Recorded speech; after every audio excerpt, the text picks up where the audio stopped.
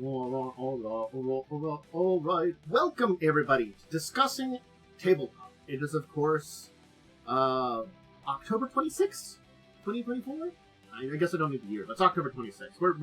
We're our last week of October. Does it feel like October should be done? Honestly, it feels to me like Christmas should be done. A lot of things I feel like should be done. Like, I mean, that's the thing. Like, I already have to, because of my work, I already have to start working on Christmas stuff. Because, you know, you have to start thinking about cards and presents and stuff this far in advance for a business. And so my brain's just like, I want that to be done so that way I can, you know, go back to normal. Yeah, I can't imagine prepping far enough in advance to where you start putting out Christmas stuff in September like companies do now. You know? Like, you have to start preparing that in, like, June. I feel bad for the person who has to start thinking about Christmas in June. There's a lot of crazy stuff around the holiday season, Christmas and all other stuff. It's just, it's mad. It really is. Yep. It's got. I personally think it's gotten out of time. I like. Oh wait, I don't think I can hear you. Oh no, there you are. It should be. Look. Sometimes I don't. I think it was just a pause and you're talking, right when I decided to unmute it. Yeah. I think it's just like I've always been a Christmas person. You know, my household not necessarily been religious, but we come from a lot of older religious backgrounds. A lot of family is, so it's sort of like that's our background. I love Christmas. I just would love Christmas to just be on Christmas, maybe a little bit of December, but when it's bleeding into the other months, it just gets too much, and it's been bleeding more and more. I like it relegated to December. Yes, that's my opinion. I would just keep it December. Let's stop having it in September or anything early. Anyway, but I mean, yeah, I literally saw Christmas decorations at like the grocery store in September. I'm 95% when I go to the grocery store either tomorrow or Monday. Halloween stuff will be relegated to a side. It hasn't even been Halloween yet, and they'll be starting to put out Christmas stuff because they move to that right away as soon as Halloween's done at the grocery stores. And I'm like, that is way too advanced. God damn. But they also are really bad at like just doing but anyway, welcome everybody. We got a nice docket of some topics to talk about today. A couple bits of news. I guess we can start with the big things, which is everything that's been going on in Magic, D&D, and Hasbro, because it's a mess of things. What did they do this time? Well, the fact that you didn't go, oh, nothing for once is sad to me. There are some nice announcements, some good things, which I think are positives, and then a bunch of negative things around them. Let's get started. Okay, so There was Magic Fest Las Vegas, and they announced a lot of stuff this week. And in amongst that, a lot of the stuff that they announced, there were some things that are big and important to talk about. I think one of the major things that we can start with, which I will put the link out for anybody who wants to read it. Here's the is, and this is one that I think was a long time coming. So this is a positive one. We're getting MSRPs back for Magic products. Oh, finally. We haven't had those for, I don't even know how many years now. You want to know what's real funny is I was looking at something for like 3.5 recently. I think something Pathfinder linked to 3.5 or something rather. And I noticed there's an MSRP and I'm like, huh. Yeah. The thing is, and here's the thing about it. They say why the change, but the last sentence of the why the change in this article is, of course, MSRPs are just a suggestion. That's what the S stands for. And retailers can price our products however they like. But here's where it goes. But retailers and customers alike appreciate a common point of reference so they can make informed decisions. Yes! We've wanted that so we can make an informed decision about your product and not being overcharged about it. For the entire goddamn time. Yeah. Oh my god. Like, it's not a good idea to, like, basically say, because here's the thing, like, what happens if, like, you know, there's these small stores which are, like, you know, what do I put this price at? This will give me a decent profit. And then like get people to buy there, but people will go there and be like, oh, well, this is a little overpriced. So let me go check out the other store down the street. And it's like, well, now you're making these people have to actually like fight, maybe even like lower their products, shorten their margin because they don't have a reference point and it might cause issues. And it's like, it just kind of hurts people in the long run. You know, they know that if they sell it at the standard price, people are going to maybe like, well, I might be able to find this cheaper, but this is the standard MSRP. That's probably decent enough. You know, that's kind of where it is. You know, where it generally sets a minimum, which I actually think is fair. Yeah. So, we're getting them at least for Foundations, Innistrad Remastered, and the new set after that. Actually, more sets a maximum. Foundations, of course, if you're unaware, being the kind of starter set that's coming out, which we have some stuff to talk about too. But this was like the big good news I think I really saw out of the weekend. Now, this is an interesting one I did want to talk about because this is I call this a neutral change, and this was really an article about the mechanics that are going to be in Aether Drift, but the last section here is an interesting one because they have removal of damage assignment order. This is just a mechanically way that they're changing how damage works. It's this weird thing that, like, they describe it as because they made a major change in Magic 2010, the way that things worked in some of the systems, and they kept certain things with this damage assignment order to keep things from, like, moving over from one kind of way the mechanics of the game worked to another in place, but you really don't need that. So they're kind of like, we're finally getting rid of it. You know, people have been with the new rules long enough that we're like, we can get rid of this like thing we kept in there.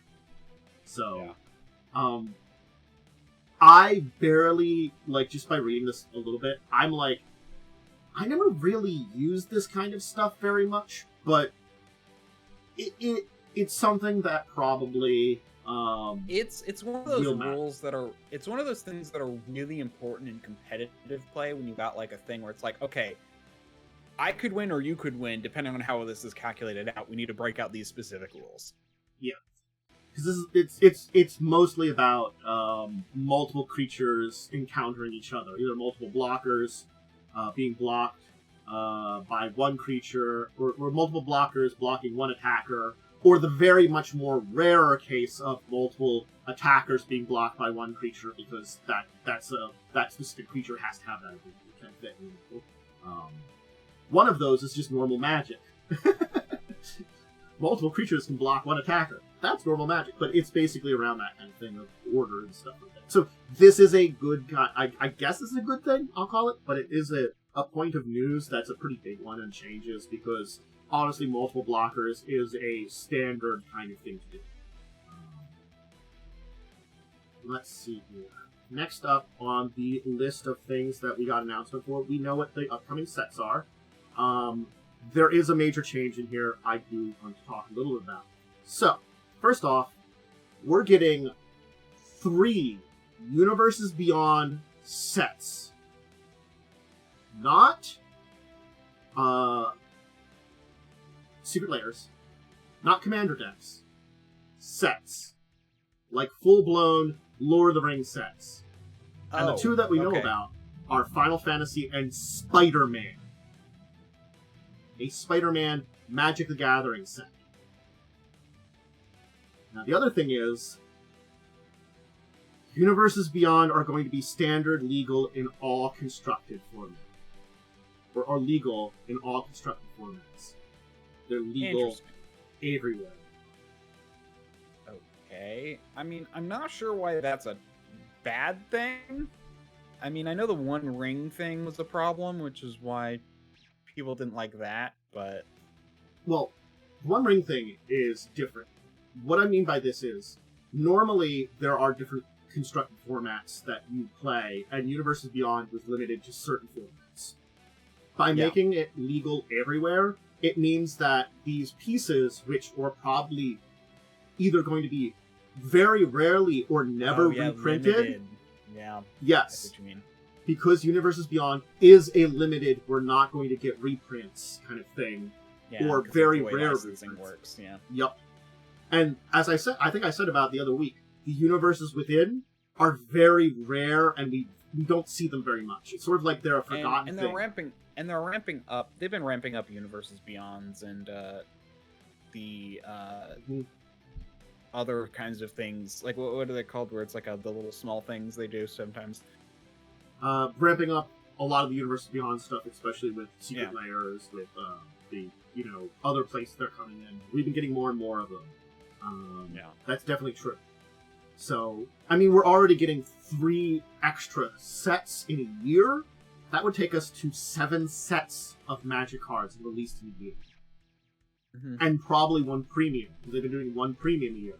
That's 8 products. And even if they continue the foundations, which they just started this year, that's now 9 product lines they're releasing a year that we're supposed to play with and digest, and then, start buying the next one.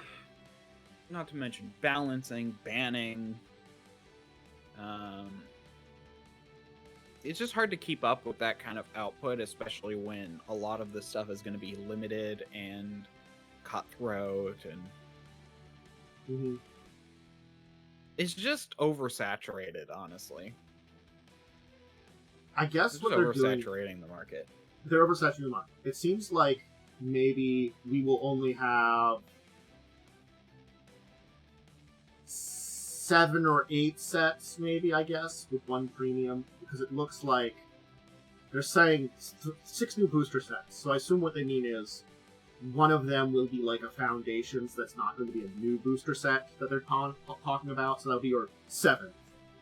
And then one will be the premium, which usually isn't a new set. It's got some new cards, like the Modern Masters, or all those kind of things, that they're more the premium, like $10 pack sets. Commander Legends, or shit like that. So I assume, yeah, it's still, even if it's just 8, that is 8. That is 8 sets. That is 8 sets. I'm sorry. I was right. It's fucking 8 sets. Oh, the one. Literally 2 every 3 months. Yeah. And with them all being legal, it really, well, okay.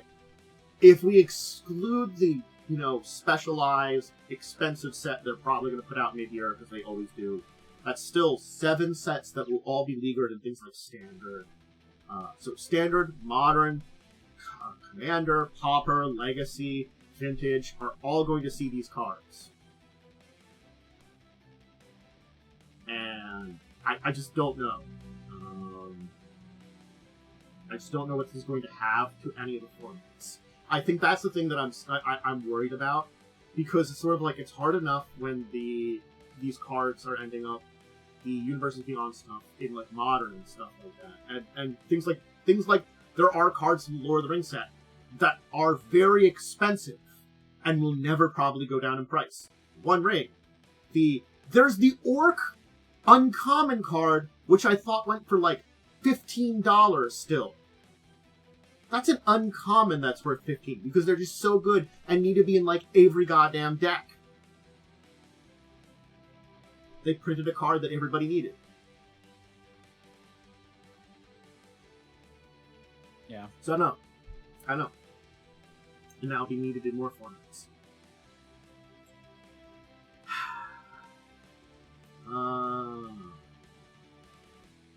Let's see. Again, we know about those other ones. It's like the upcoming sets.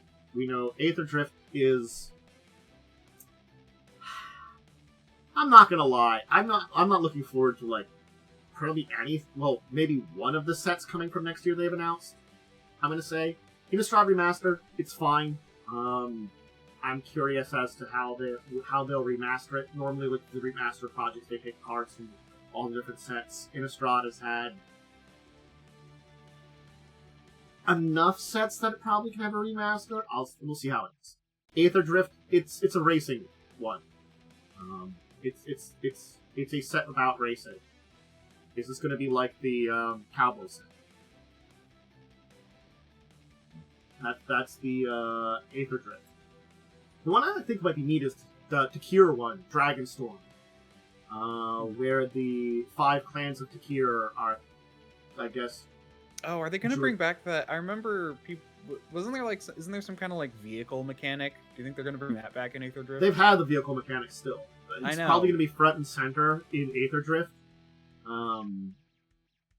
Like, I'm putting it this way: if Aether Drift was just Kaladesh, I think it would be fine. Yeah, they're vehicles. I found a thing that like mentioned Yeah. that there were going to be some vehicles in it. Yeah, because Kaladesh was very much so the vehicle / they have Aether, this magical energy, which they can power, like, interesting machines and clockwork with. That's So, if it was a Kaladesh set, it would have been great. But they're saying it's going to be multiplanar! And it's going to be specifically racing. Like, I don't know. I am hesitant on it just because it feels like the Cowboy set, and the Cowboy set kind of sucked. Or the Detective set. And the Detective set kind of sucked. Dragons are cool. Okay, just from the images, my thought is racing through the plains. It's like it's almost like some kind of like race through the plains. That's what it's supposed to be. Yeah. And it's probably something to do with the Aether plane or the plane with the Aether stuff. But they'll probably start in Kaladesh. Or probably most people from Kaladesh or something. I don't know. We'll see how it goes. Dragonstorm seems cool with dragons. The Final Fantasy set, Edge of Eternities, where it's like a weird, more sci-fi kind of set. It might be cool. We'll see what it is. So, and then there's the Spider-Man set we don't know a lot about, but they've announced it after Edge of Eternities, which is in August. So, yeah, that's an interesting thing that we got one more Universes with Beyond set, and we don't know what it's going to be after Spider-Man. And we probably would have at the end of the year your starter set. And somewhere in the middle you have the thing. Yeah, so I can see where everything is spread out. But I guess, yeah, I mean, like, they give a date, but they're probably going to be like, 2, 4, 6, 8, 10, 12. Like, because that's how they're split up right now. So, it seems like one every other month, but then they also have a bunch of other stuff that are going to be coming out. But the thing is, will they have another Foundations thing, which they had this year, which is good for us? Or will they have that every once in a while? And then, of course, there's the premium one, which is probably going to be like the set, which they don't have because it's not a normal set. I don't know. Let's see here. One more from Magic before we finish up today. Hey, they're forming a Commander format panel. So we knew they were going to do something like this eventually. You mean when they kind of disbanded their previous panel thing? Yeah, when the previous panel, which was more fan-controlled, was gone, they've announced this. I don't recognize all the names, but there is at least one that I knew. There's a couple on here that I knew might have been involved with the old panel. So at least they're getting some people from that. But I feel like the thing about this is that it's going to Wizards be... control. Yes. So, yes, we do have people that are still from the community discussing with it. It's kind of like they have a Pauper panel like this.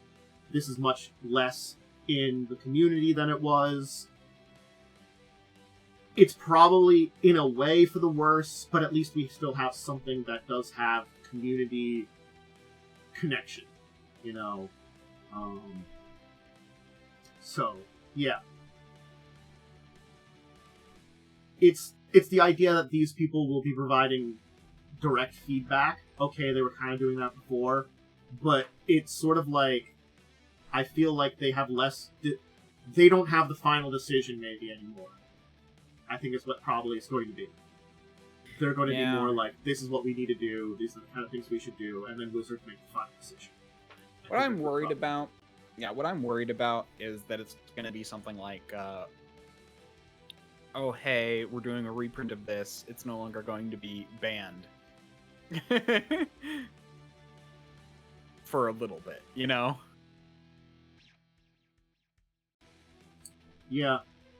Or it's just like, oh, okay, well, this is no longer banned. Buy it up. Okay, banned it again. That was just to get you to buy it.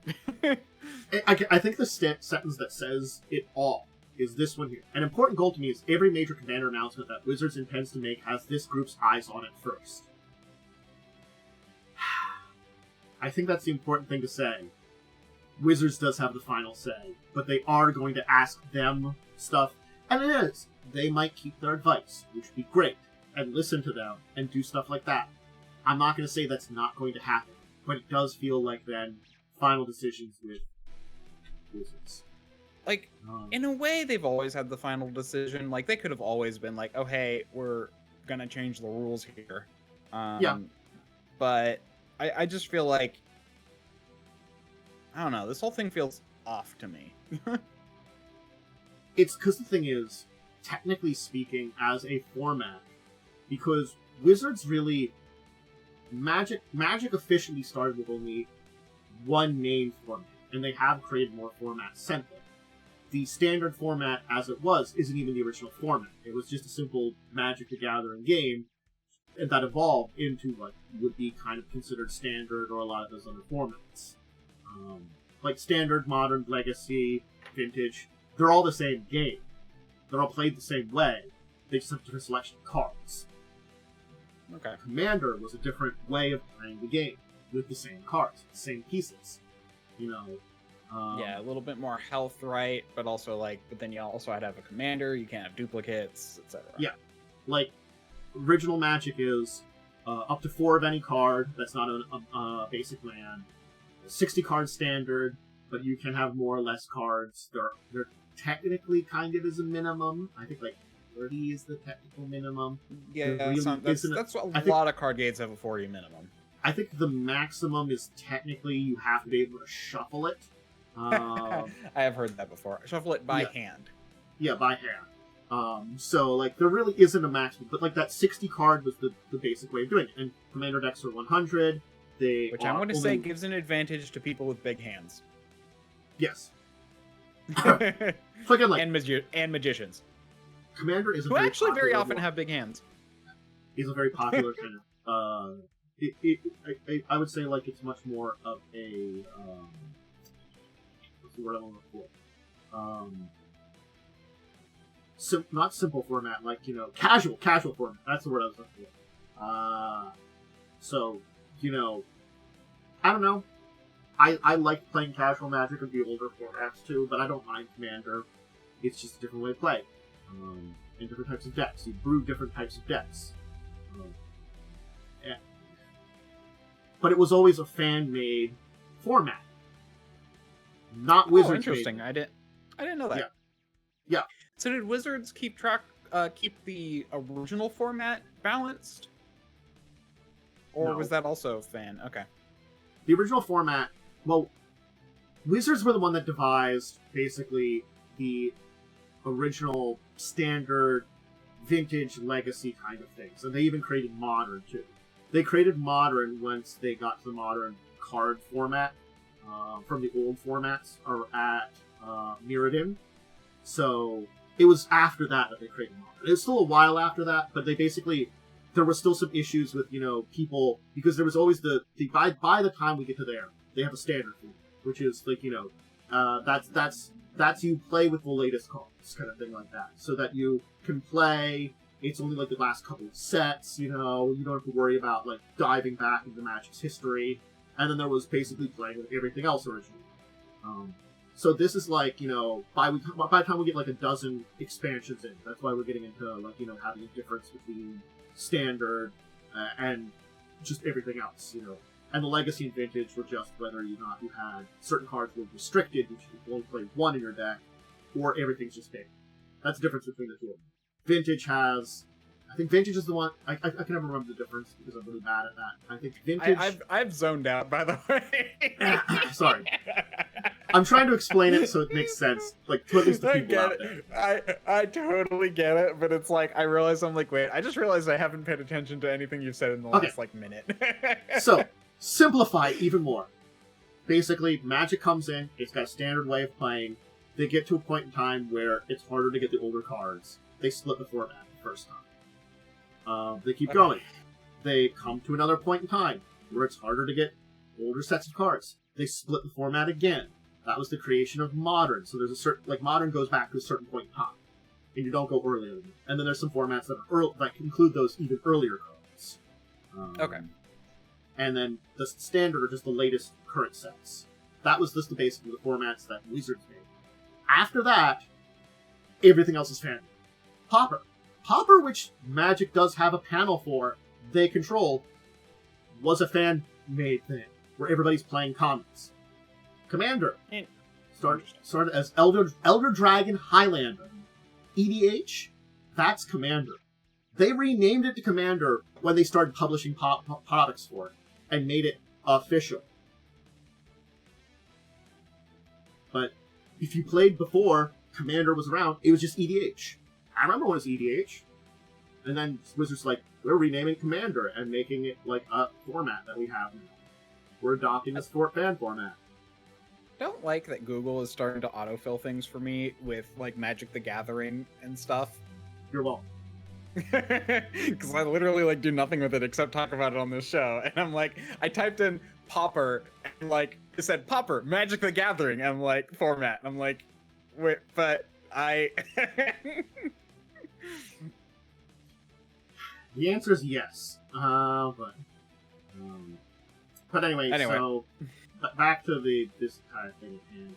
It's more control for Wizards for the format. It's less away from the people that originally created it, which were the fans. I mean, Wizards been getting their hands into it because it did have a lot of popularity from the beginning, and they saw money. I think it's sort of like, I don't mind that Commander has been the normal format for a lot of things, but it does feel like, you know, since it's supposed to be a casual format, it's not my favorite way to play. Still. Personally. I like the old one.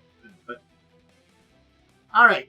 We've done enough Magic news. We got some D&D and Hasbro news, because we're not done yet today.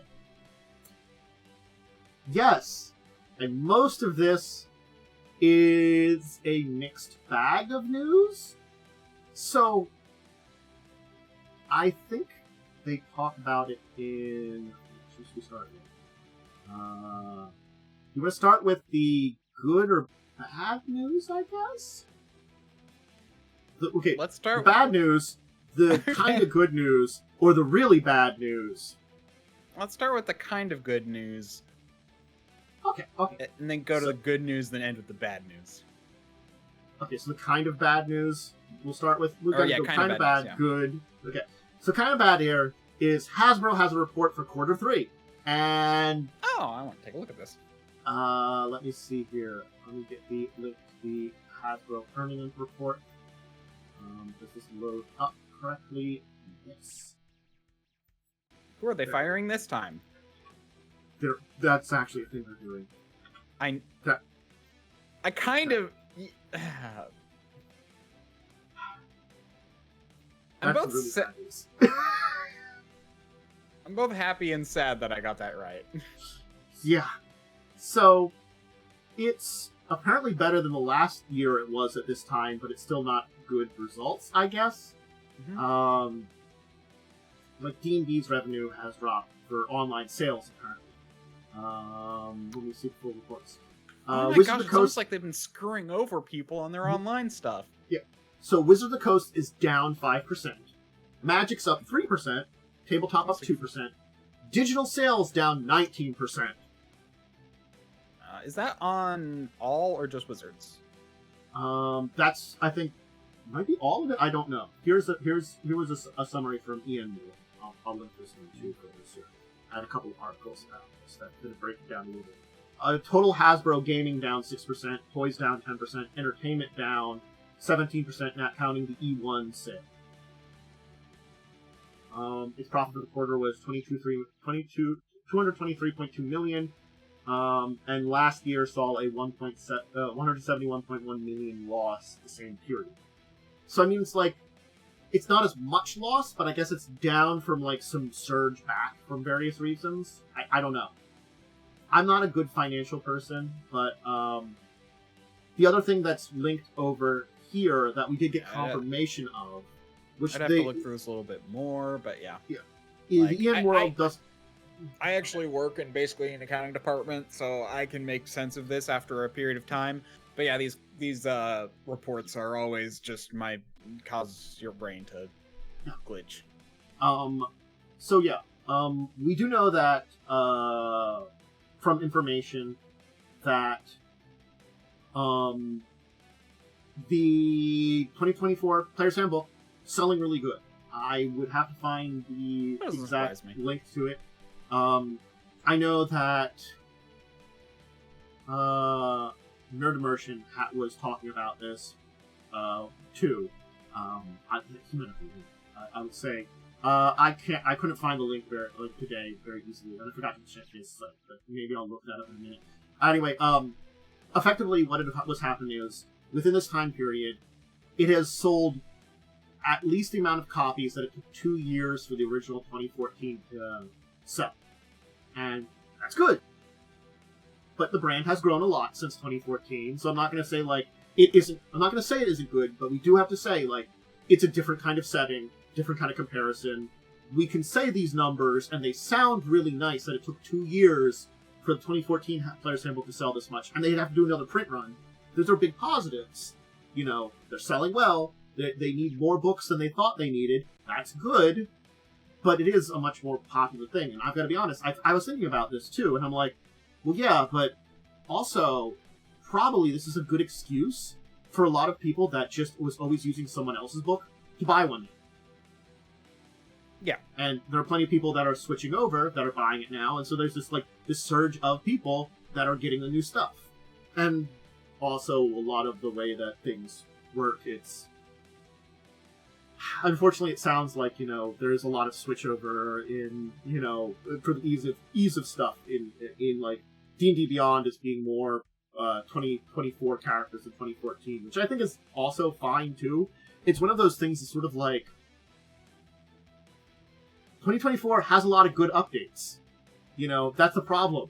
It's not great. It's a fine book. I always kind of say it's a fine book. It has its problems. It's not perfect. It's not really what I would have wanted from an update. It is only after 10 years, a 0.5 update is kind of feels sad to me, but it's still not bad. And I think it is much more of an update, and plenty of its ideas are great and good updates. They did a lot of stuff to fix other problems too, but they fixed a lot of issues with it and rebalanced some stuff too. There's always issues still that they didn't quite get to because, again, they had to get it out for the 50th anniversary, but these are all different arguments around the mess of it. But, that's a good thing. We're getting big surge in Player's Handbooks. Cool. Anyway. Yeah, they went down... Okay, so probably their biggest area of loss in terms of geographical region is Europe. 22% down in Europe. Huh. Yeah. Interesting. They increased 33% in Asia. In Asia. Well, I think also they're getting better at getting products, especially from Wizards, out to Asian markets now. They weren't as much before. Yeah. So.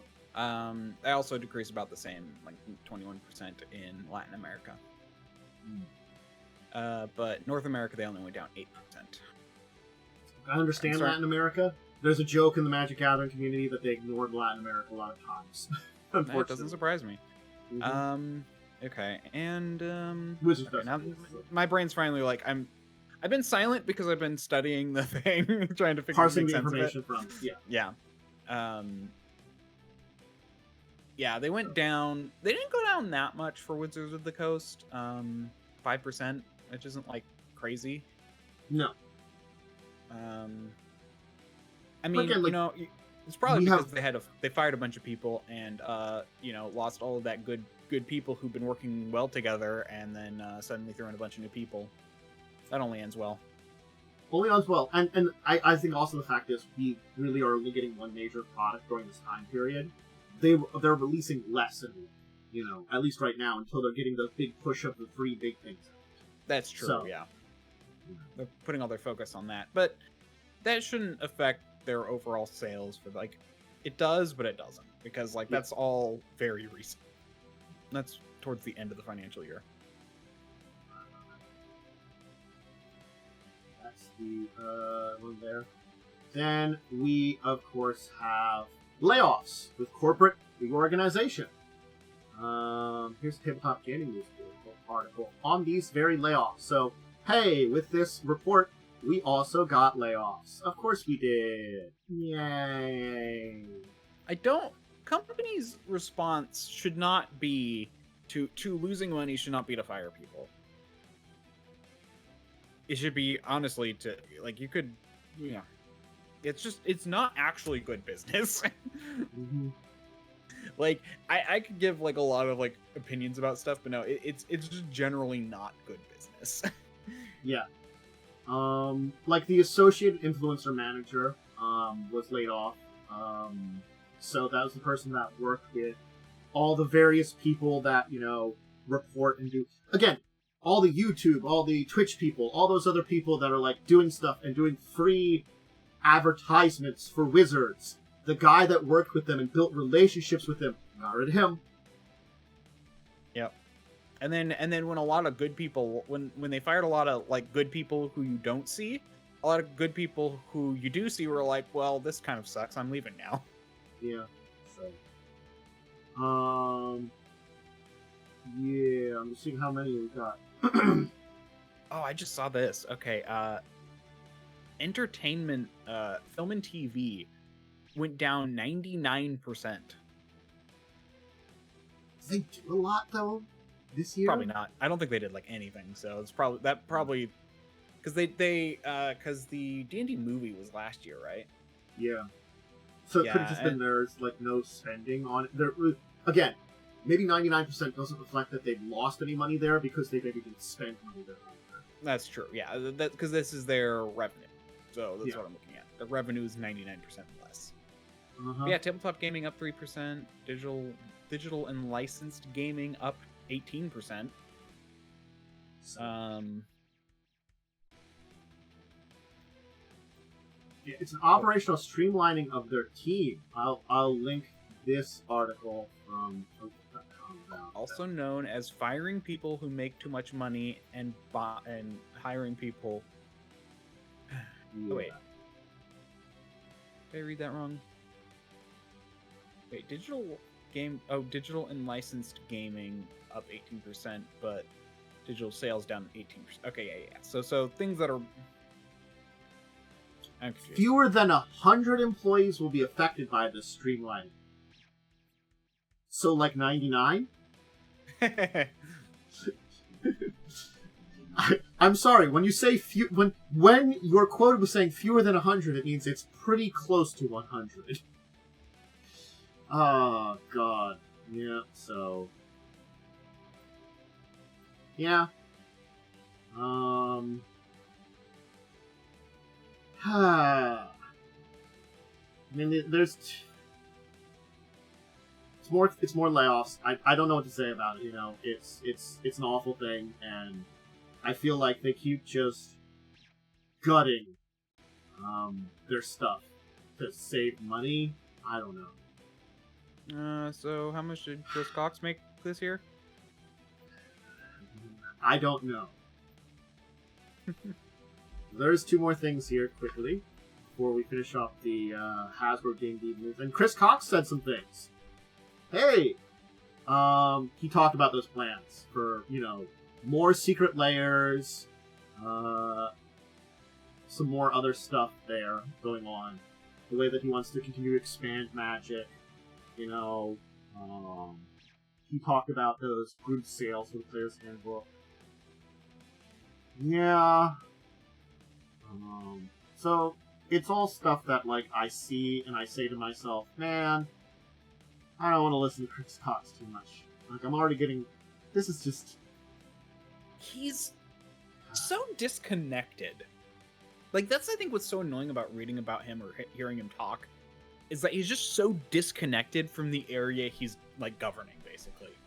His company that he's running, he's, like... He has no idea what kids want. He has no idea what, like, adults want. He has no idea. I think he has no idea what RPG players want. He has no idea what Magic the Gathering players want. I think the thing is, yes, he came from originally Wizards. But that doesn't mean anything because he came from Wizards during the Hasbro era, and he very well could have just been in a position where he wouldn't have known that stuff. I would have to see where he was beforehand. How's the name spelled? It's spelled exactly what you said. That's weird. I just want to see his list.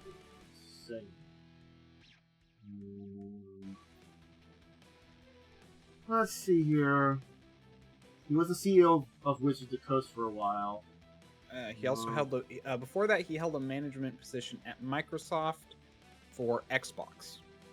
Yeah, so the thing is, he was in Wizards for 6 years, but he's during the peak Hasbro, getting very, as I said. Remember, I said I detected this stuff back on Secret Layers. He's from that time period. He was in charge of the beginning of the downfall of Magic quality. That's the time he took over Wizards. So, I'm not saying anything, but then he went from going from Microsoft to head of Wizards to head of Hasbro. So yeah, I think I agree with you. He's no good sight on things. So, I just wanted to say.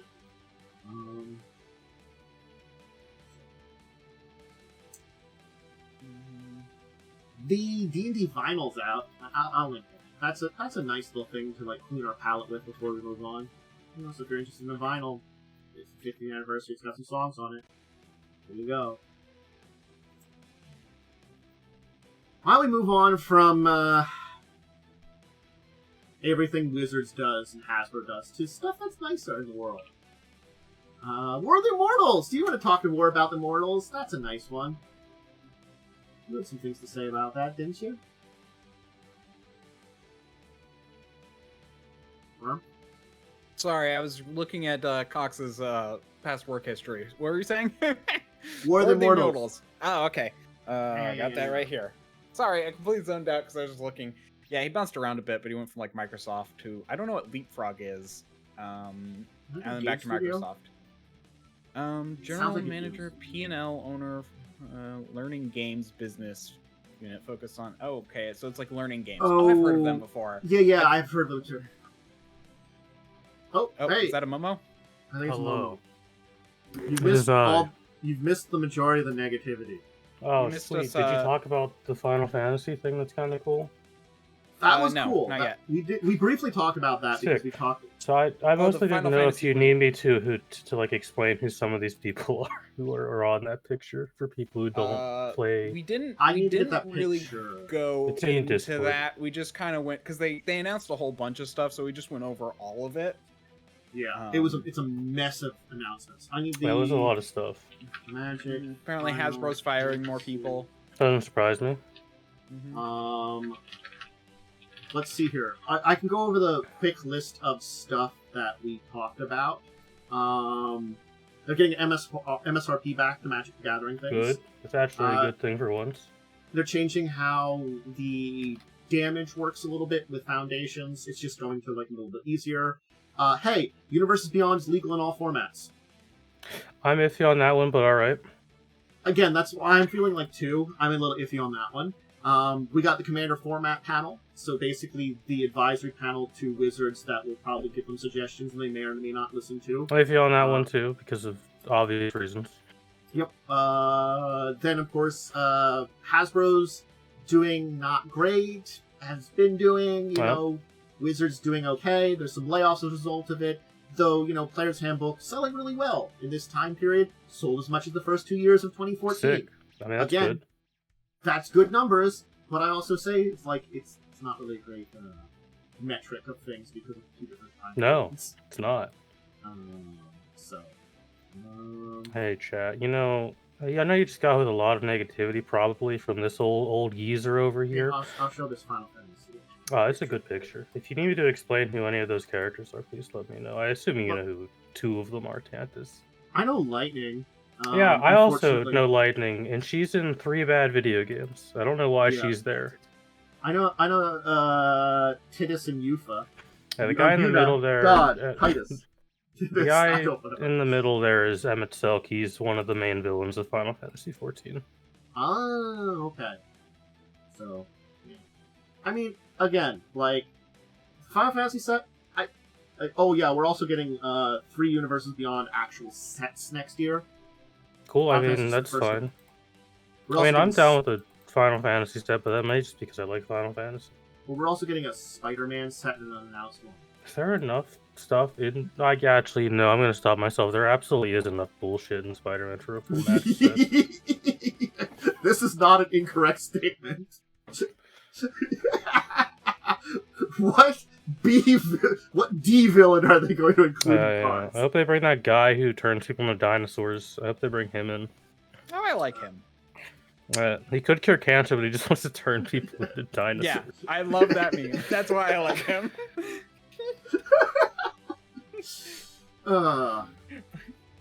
Again, I think it's a kind of a little bit of a mess. We'll see how it goes for the Magic kind of stuff. Hey, you know what other franchise is a mess?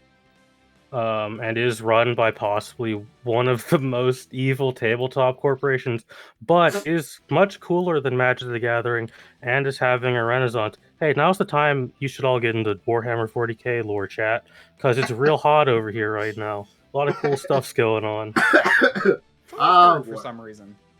Dude, Space Marine 2, like, revitalized the community so much. I felt like the community really hadn't super died down, but it was kind of like there. It was like stagnating. Yeah, but Space Marine 2's definitely brought it back to the forefront a lot. So that's cool. So, anyways, we can talk about this Pathfinder book that looked kind of cool. Yeah, where are the Immortals? Worm has a physical copy of it. It looks cool. Yep. Yeah, I know. The image is pretty neat. Look nice. Would look nice on a shelf. I actually really like. Let me find the image. This image is actually pretty dope. Oh, sick. I love that. Yeah. Right? Yep. There we go. Because it's I would hang that on my wall. So, War of the Immortals, just to summarize it, because I was able to do this pretty well. Basically, the storyline idea. The storyline is the god of war gets basically murdered / assassinated by, I'm going to butcher his name, the god of the red mantises, like a Chichek or whatever it is. The giant, who is a giant praying mantis. Yeah, may I note. It is a giant red praying mantis monster deity, and it murders him. For reasons, but it's also very complex, and it's a mess, but regardless, the guy's dead and it causes a lot of problems. Yeah, so in this book, they have a few things. Where the frick is that thing? I had a thing, and I had some notes. Where the frick is it? That's always a good question.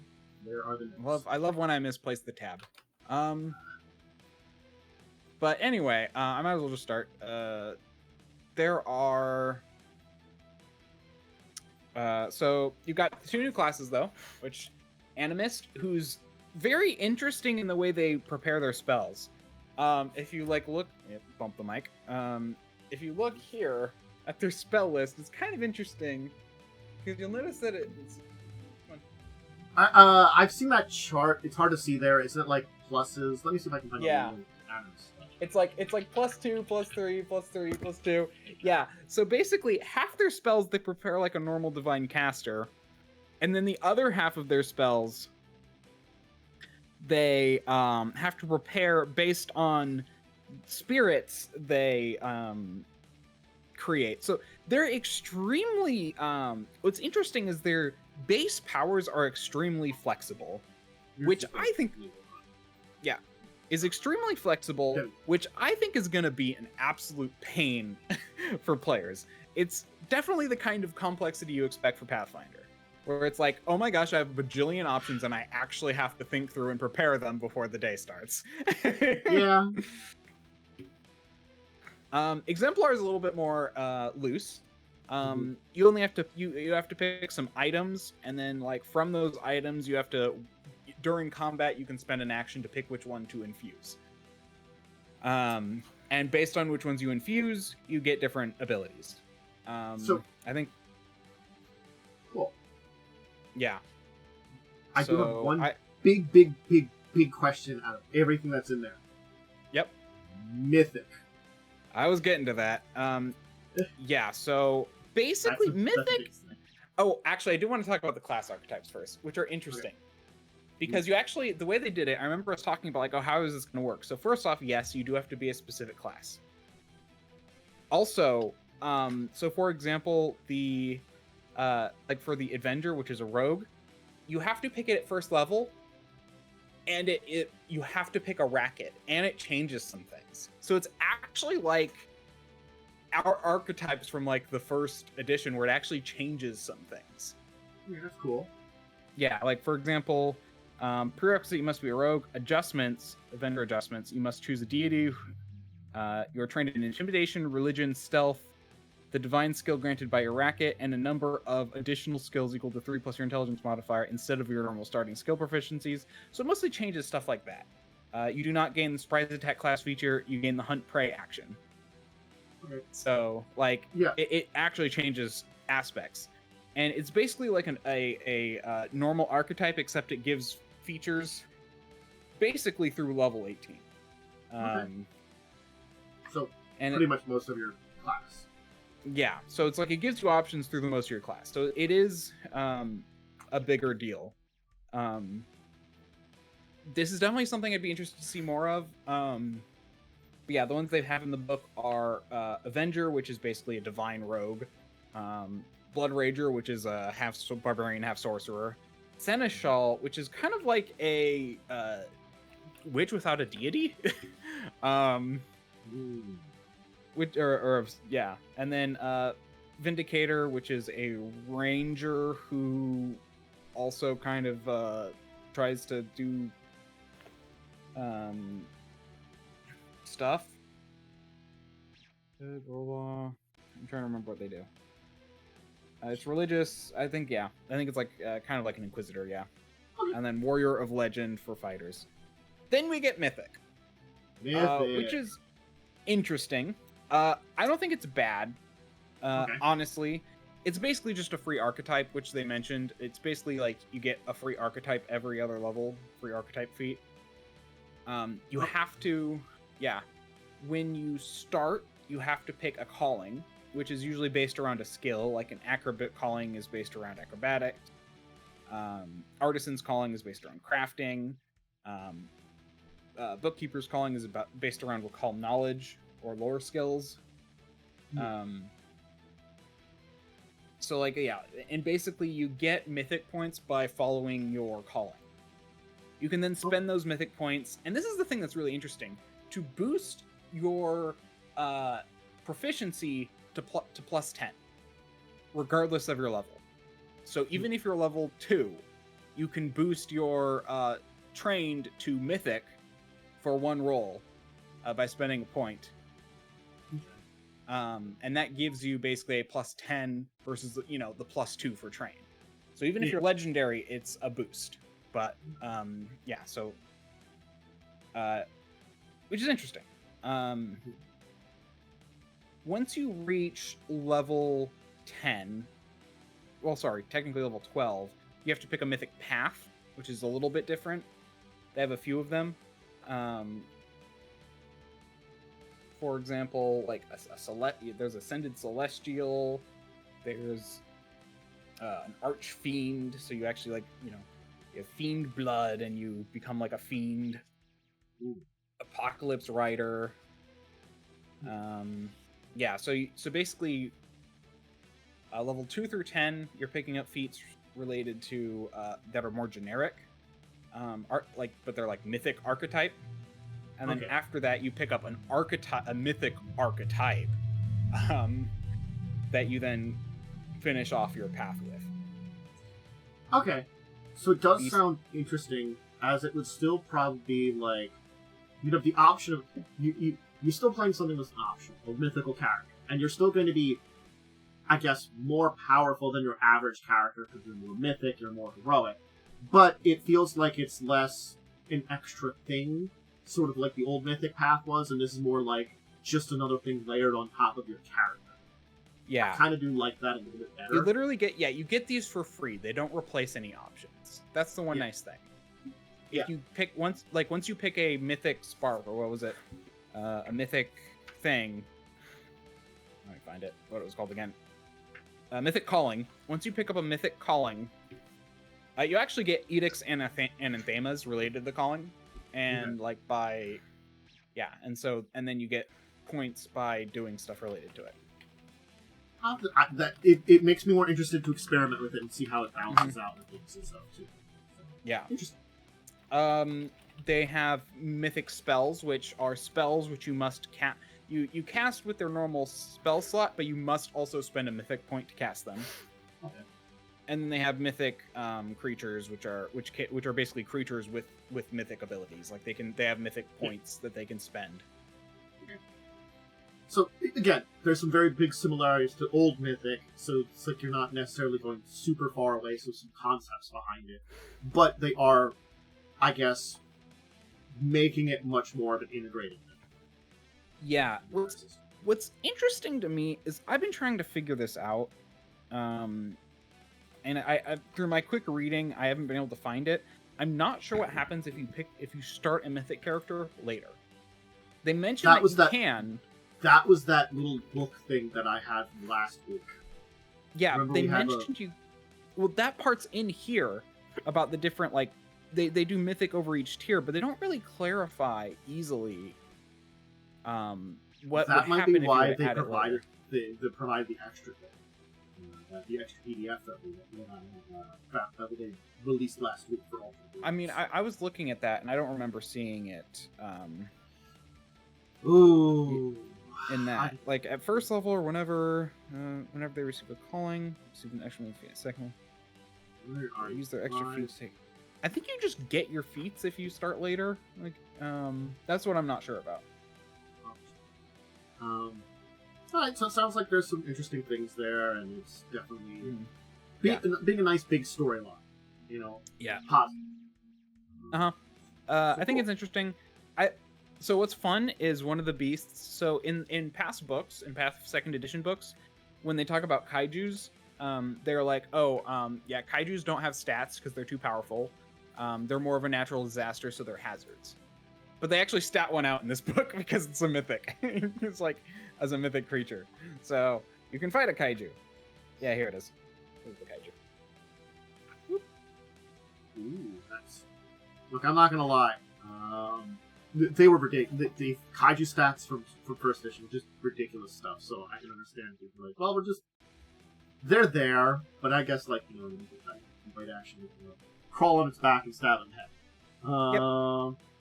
Yeah, I mean that's the idea is that you're able to do things that are otherwise that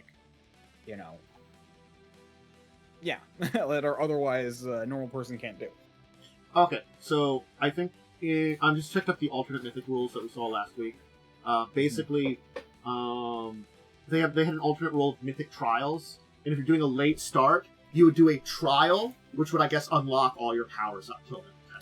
Yeah, okay, that must be what it is, because they do mention that in here. I just wasn't 100% certain because I was skimming it, and I got a little confused. It's not recommended to simply give the mythic powers of the character level. So basically, yeah, you kind of the idea get that, them. Yeah, okay. That must be this section, yeah. So I guess the trials is kind of like a way to you do something to gain those mythic powers. Yep. Anyway, oh cool. Anything else you want to say before we hop on? Honestly, I kind of think an exemplar seems like it'd be fun to play. Oh, they also included a lot of new Nephilim features. Because apparently, being bathed in God's blood turned a lot of people into weird, half-divine beings. Yeah, hey, you awaken your Nephilim blood. There's a lot more of them. That's great. Weird divine bloods. It happens. So, alright, cool. Well. Have we talked about Zweihander before? I thought we had. We have. It sounds familiar. So, what's happened with, and I will link the one here, is that it seems as though Daniel D. Fox, the original creator of the Zweihander RPG, has gotten the license back from World Game Design, who I'm guessing has been publishing it. So it's sort of like, through the years, I'm guessing whatever deal or stuff for publishing stuff ended up with a company, but he wanted to get his license back. He does have further plans for releasing things. This was originally Kickstarter back in 2015. I think we've talked about some of the products that have come out during it, but has had some spark in the market. And so the last thing the company is doing is this Zweihander Reforged Kickstarter. Is they're finishing up the fulfillment for that. So, I guess that's the last bit there. I think that is a link to that information there. So I guess that finishes up. And then we'll see new stuff by the original creator coming in the future. So, cool. Nice little return to the original designer there. Again, it's that one thing that, like, people that design stuff, it doesn't always end up with them, depending on who you're working with and where you're at, and I guess it just was that Daniel had to make deals to get his stuff out there for various reasons, and but he wanted his license back and was able to get it back. So cool on him.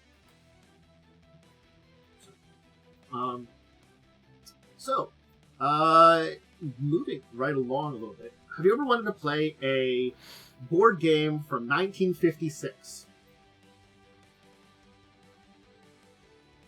I'm gonna take that silence as probably not. It depends on the board game, because it really, yeah. Some of them have been around that long, and I played them. So Kurt Vonnegut, who did things like Slaughterhouse 5. I mean, Chutes and Ladders has been around since like pre-BC, I think. So Kurt Vonnegut, who did a lot of literary stuff, like Slaughterhouse 5, he wrote that. He did do some board games, and apparently he created this game here, GHQ, back in 1956, and it hasn't been published since then. So this was apparently it's a Barnes and Noble's exclusive right now. I guess Mars International's got it, but Barnes and Noble does actually do a lot of this kind of media preservation with written stuff, which is pretty cool. So, the board game was GHQ General Headquarters. And he tried to sell it to companies and didn't have any success. So it might not have been actually, fully published yet. So he was basically doing games like this while he was trying to finance his novels. According to a little overview of that. So it's a 2-on-2 game. It's on a 8x8 checkerboard. You command infantry, armored vehicles, artillery, and airborne regiment, maneuvering to capture the enemy headquarters. So it's a little honestly, war game. I'm gonna be real. There's part of me that would get this, not for the game, but for the rule book that they have showing it off. If you click through the pictures. Yeah. Because that's a cool piece of actual history. Yeah. I mean, it's really cool that we got a preservation of this older board game that someone that did a bunch of wrote a bunch of novels, made but never was able to sell. you know? I mean, honestly, I'm always someone who's kind of interested in how people do more overarching war stuff, because that's always a hard thing to do in RPGs, and sometimes even stuff like this can get you interesting insights. Yeah, I am someone who does a lot of wargaming, or used to, and this kind of stuff's cool to see kind of where it originated from. Yeah, because you have to think about this. This is 70 years ago. Yep. This is early, a different kind of wargaming than we think of it now. Because we have had a lot more. It's not that people couldn't have had those ideas, but with a lot of the things that we've made, make things easier to express those ideas. Ideas have just blossomed in so many different ways for a lot of these things. Where something simple like this, it does seem simple, but this was an interesting, cool concept of the time. Technically, war games are really old. They are. Commercially, they're very new. Oh yeah, 1980s. Tactics is the first one that was ever successful commercially, and that was 53 or 54. Yeah, because there's this one, I want to say it was French war games, where it's oh yeah, and it was they actually almost had these GM moderators. Can thank the This is very Prussians interesting. for inventing it. Prussians. It's one of the few Yeah, good actually, things yeah. they've ever done. Ugh, sorry, Prussians. You tried. So yeah, no. It's cool. If you're interested in it, I guess it's on that site there, linked with Barnes and Nobles. So yeah, you can find a copy of this. Okay. Have you ever wanted to run an anime studio? No. No. No. That's too actually maybe the bad. thing I want to do the least in my life. Well, apparently someone wants to because they made a board game about that. Interestingly enough, I'm good. I'll link the. I don't watch site. anime. I wouldn't be good at this game. I mean, like it's an interesting concept. I've got to say, it's very strange but interesting concept. You run you run an anime game studio, so it's sort of like you choose. Apparently, you can play it on Tabletop Simulator now. They do say that on the second site there. And the Kickstarter is funded, so if you're really interested in it. It's sort of like you get a genre that you're going to run, some script parts and characters, and you are, I guess, tweeting. There's a game like this, but for like newspapers, Yeah, I think it's sort of like and I like that game. it's a thing of like I see this and I'm like, we've seen games like this before. It's just got this weird. It's got an interesting veneer on top of it. Yeah. Managing an anime. It's a much more niche veneer for this game style. Yeah. Well, I mean, I can't really call it niche anymore. It's not the 1990s. Your fucking grandma knows what anime is. Mine doesn't, but she's 99, so she doesn't know a lot of what anything is. It's hard for her to remember what channel she's on. Change the channel, Grandma. It switched over from your show to football. I don't know what channel I turn it to.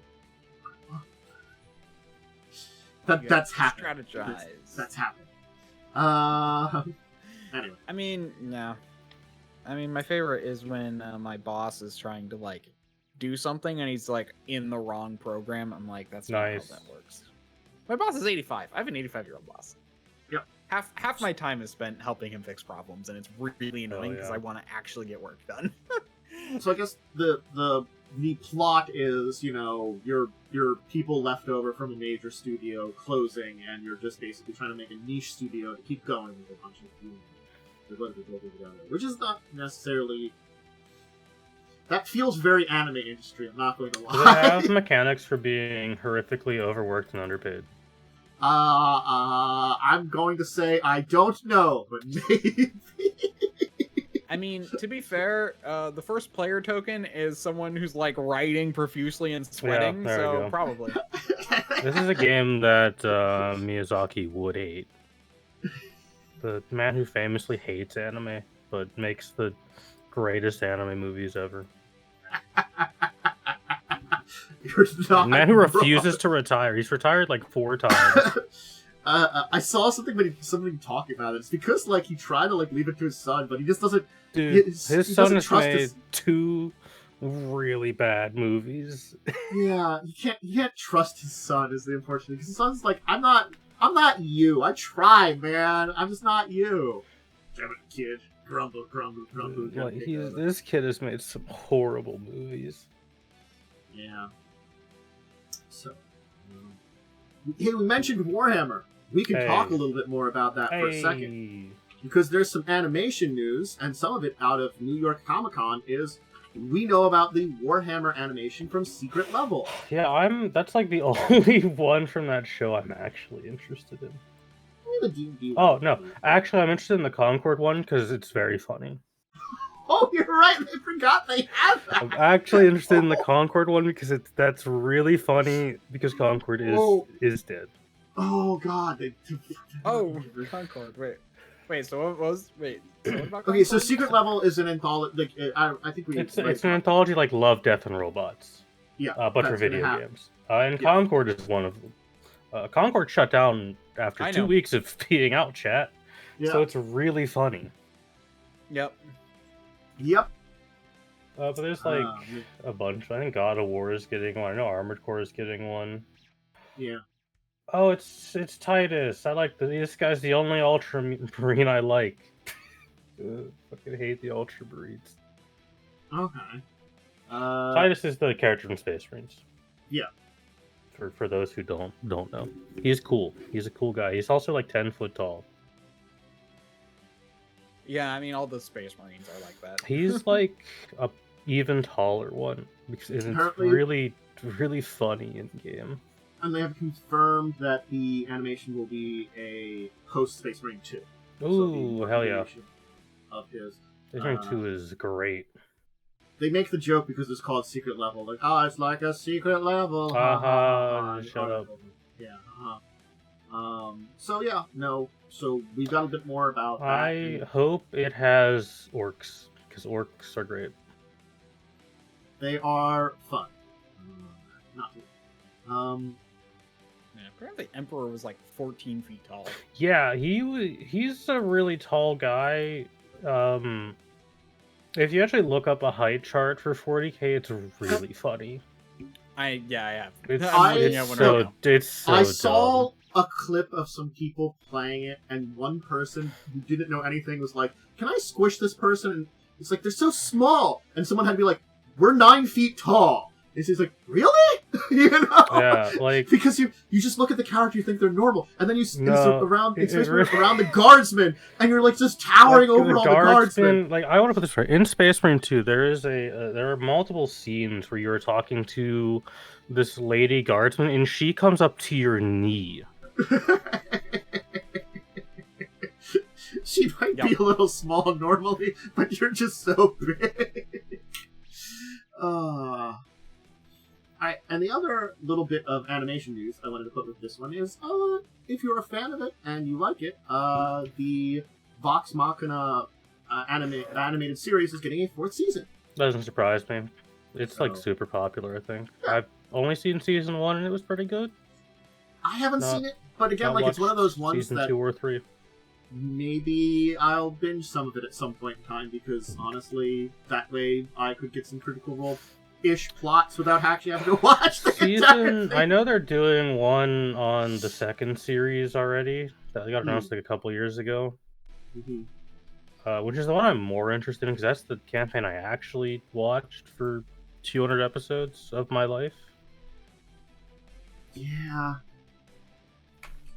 Man, I talked about listening to some, and it's like so easy when it's like 50 episodes and they're an hour It's like each, you know? an hour long, and they don't go on for a billion years. It's really nice. Yeah, see, that's so much easier. Like, you know, you can get just a little bit of here and there, and just kind of get through them actually, and not have to 3 hours, 200 episodes each. For me, it's really hard for me to listen to D&D while I'm at work, because I kind of have to focus on what's happening in the D&D show. Yeah.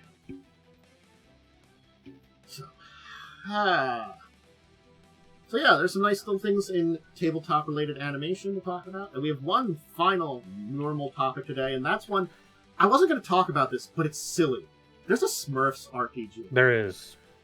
And it's on Kickstarter. Here's the Kickstarter. I did see the Kickstarter the other day.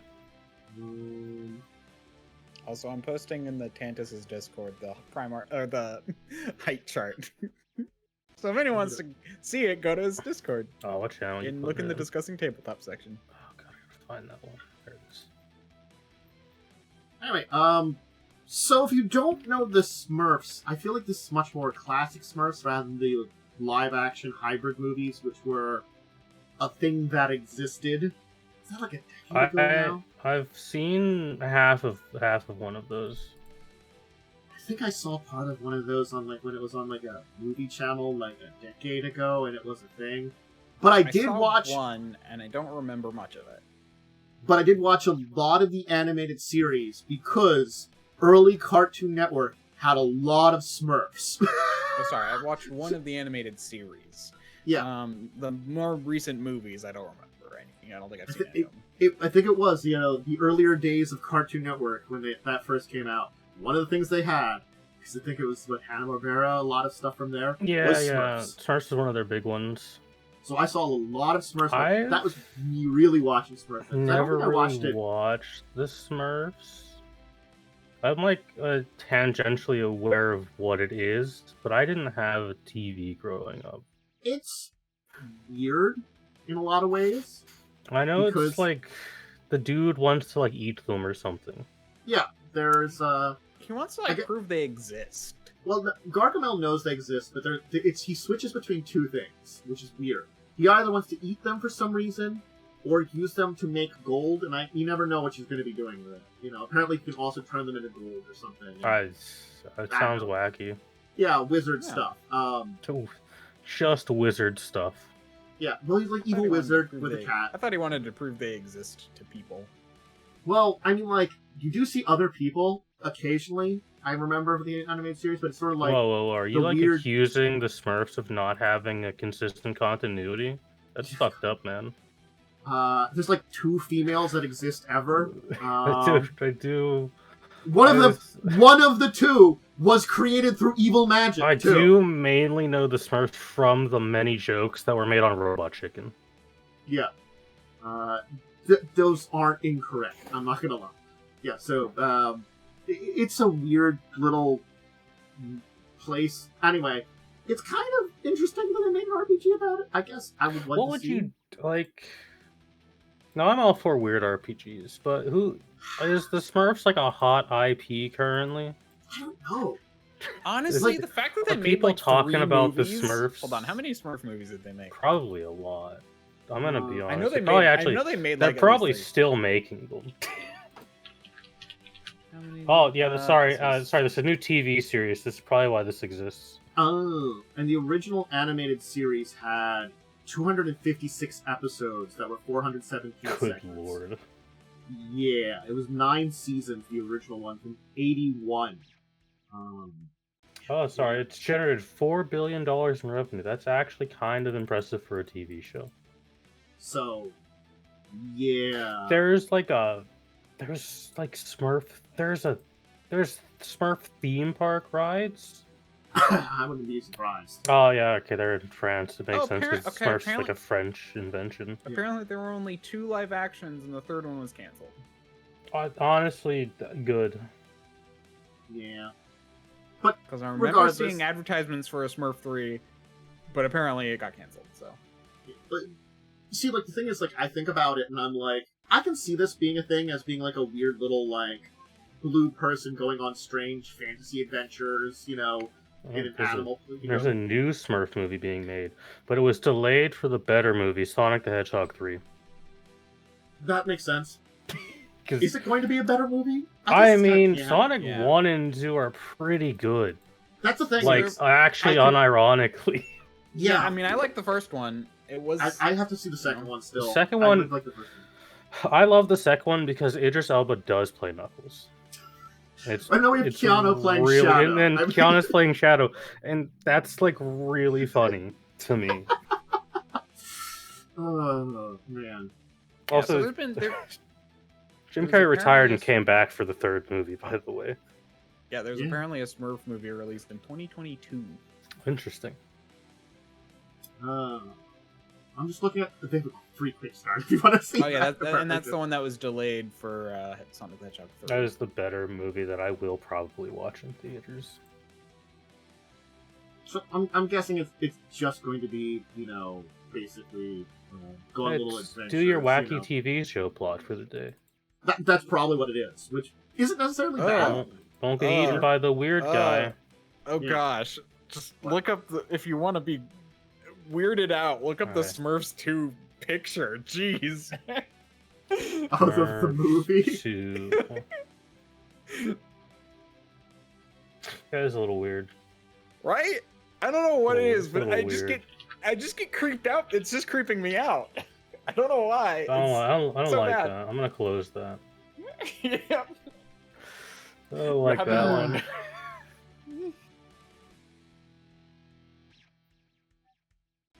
Well, that was the Smurfs.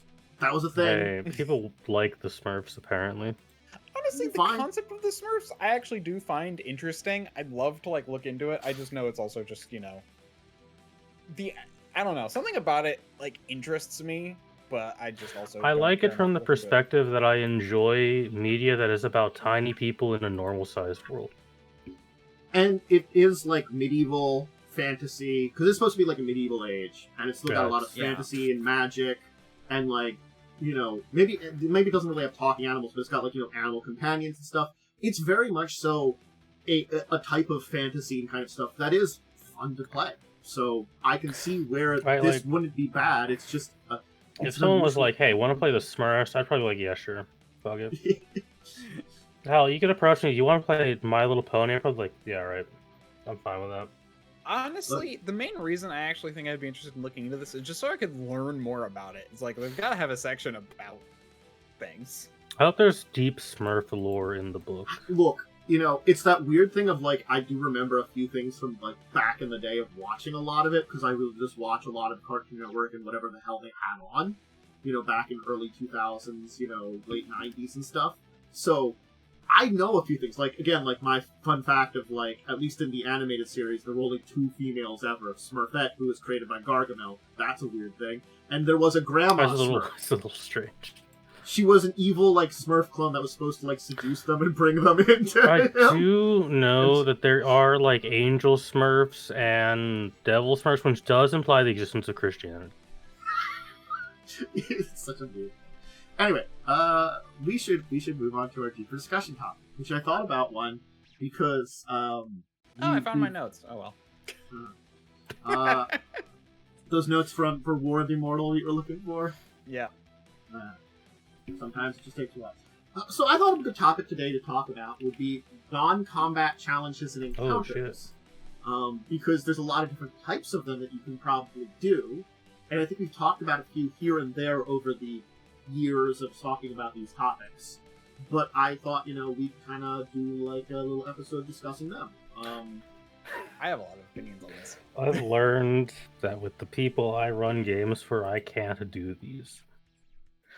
Because you guys just like... I've always had success with these. Because everyone I play with is just like, I crave violence or we have one brain cell.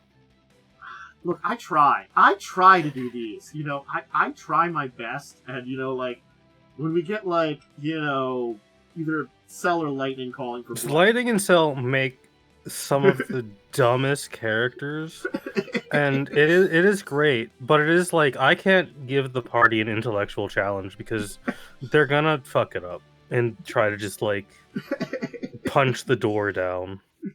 Yes. I've learned that too. Like in games where you're running, I'm just like, what are they gonna do? Okay, I'm just gonna do react something to it. Stupid. I'm just there to react to it. They're gonna do it. It's fine. Which is completely fine. I can run games like that, because it is way funnier when they do just refuse to participate in my non-combat encounters and do something stupid instead.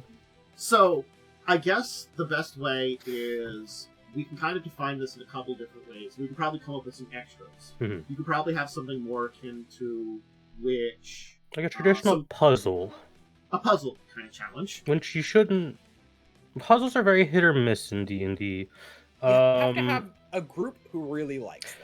Yeah, and even if you do have a group that really likes them, you really should make them very simple and easy, because it can bog down a whole session with puzzle solving. Yeah. Or have it be something they can solve, like, between sessions. I've found, like, yeah, actually, I mean, that's actually a good choice. Like the riddle thing that Joe did, I really liked.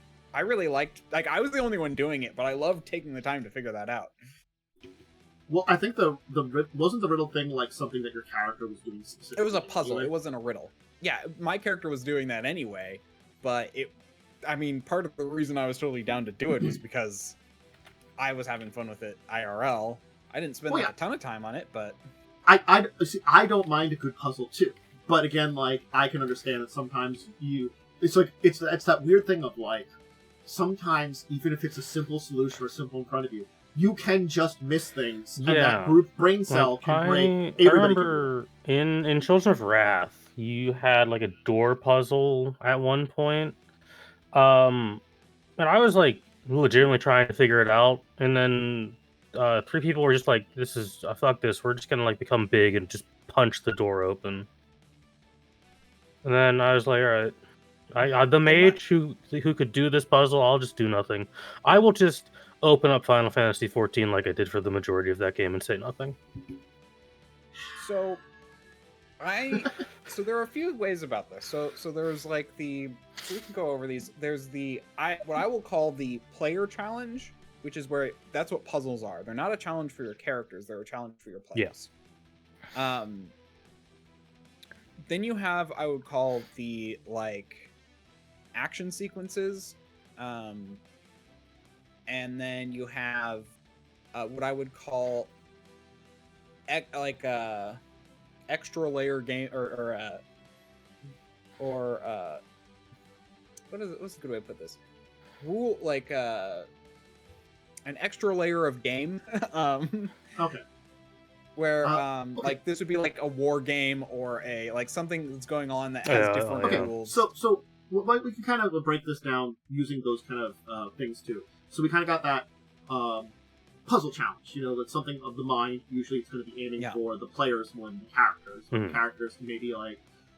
Usually, on a good puzzle, you'd also have like, hey, if you want to roll certain things, you can maybe get some hints that your character might know some things. Skill kind of based challenges, which come in different forms, definitely. Those are the ones I tend to do the most, are skill based ones. Yeah, where it's like a series of skills, and they can be very simple skill challenges. That's what I refer to when I say action sequences. They're like generally that's where it's like players roll and do things, and like events are happening, but it's more they're rolling skills rather than fighting. Yeah, and that can take a bunch of different forms. It could be something a little bit more like straight up in what they're doing, or it could be something a little bit more macro of like. There's a big event going on, and you do have players choose different things to do to affect that. You have more exploration challenges, which is something that we talked a little bit about recently that was kind of brought up, because that can be kind of an interesting thing. That can take forms of skill challenges or other things, but there usually is a little bit more improvisation ideas to like more of exploration of like, it's kind of in that middle of like thinking about things, but you still might use those skills. I think a hazard challenge is something that exists there. We've talked about like hazards, traps, and stuff like that. That's a good point. That kind of, in a weird way, falls into, in my opinion, combat challenge hazards, but it's also not. So I get why you're putting it here. I'm putting it separately because it can be related to combat, but it's not always related to combat. It can be on its own. You could be walking down a hall and all that's there is a trap. Or you could have, a chasm above like a lava lake, a lava river, or something like that. Something that has to be overcome, and you have to be kind of creative about it. And then, I guess like social challenges, which oftentimes can be kind of more skill dice rolls, but usually that comes down to also sometimes the words you say, like your bonuses and stuff. Yeah, I mean that. Or honestly, and in some cases, I have a friend who literally made a system, and the system does not have a social check. It's like for me, you role play, and that's how we determine what happens. Mm-hmm. I'm fine with. I kind of like that kind of hybrid of the two for social challenges more like me. I prefer the hybrid as well, actually. Where it's sort of like the words you say will affect like your DC or give you bonuses, but I still kind of want that like final like roll of because you as a person can only present things so well. Yeah, and there's kind of like this thing where it's like, I mean, I'm kind of creative with like if you're trying to lie and it's like, oh, so why did you why does your suit look so ruffled then if you were if you were just at a high-end party or something. And I think you were right. Then there are the more macro challenges, which can be kind of combative, but not necessarily that like. Manipulating large-scale kind of things, which takes... Yeah. Like, a large-scale battle might be one version of that, but it could become... There's just some kind of large-scale system you are working on.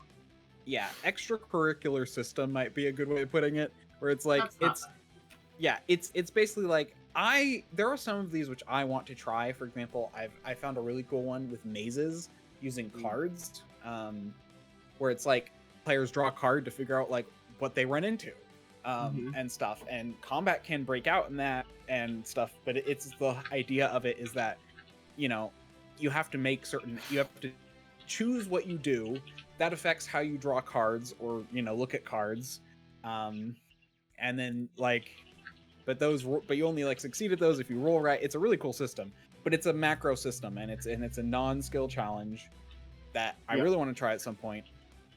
I've adapted it. Someone made it, but I've adapted it a little bit more for how I want to do it. Made it a little bit more flexible for different options, but so like, it's the thing that there are a lot of different ways that you can present challenges to players, and I think that's why when going over this list is a very good idea, because it's sort of like, that's a lot of things, you know. That's more than just you battle a bunch of things. Granted, the battle's very simple, it's very easy, but like, even people that prefer combat, you could present them with like a very micro skill challenge of like something very physical that their characters might do, and that would make them feel like, we got to get through this, like, you know, this type of obstacle or overcome this thing that, you know, would require a bunch of different skills, and that could feed that, you know, part of the monkey smash brain. Or present them a door and they just smash it down rather than reaching a puzzle. Yeah, I mean that's. I mean, honestly, I always do put a way to brute force a puzzle or to bypass it, because I just know sometimes players, one, aren't feeling puzzles, and two, as a GM, you have to remember you know more than the players do, and sometimes you can accidentally leave out critical information, which I do plenty by accident sometimes. I will always remember it wasn't necessarily the way the puzzle was supposed to be solved, but the puzzle was supposed to be solved by, like, it was just basically like, hey, there's this like column of fire. You're supposed to step in it and stand in there for like a couple of rounds. And that was what the puzzle kind of said. But someone was like, you know, didn't quite understand it. So they stripped naked, poured oil on themselves, and jumped in there.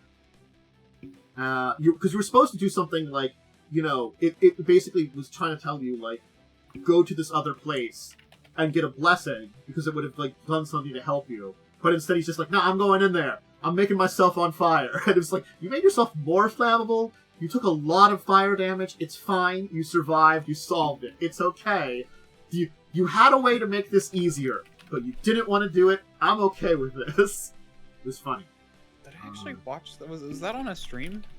I think that was a stream. I think it was Madness I think I might have actually watched that one. Yeah. Just, like, for as few stuff as I watch of yours, sadly, I'm sorry, but you know, you've been busy. You are busy, so it makes sense. Yeah, actually, to be fair, I have watched a lot of your stuff. It's just lately I haven't. That's true.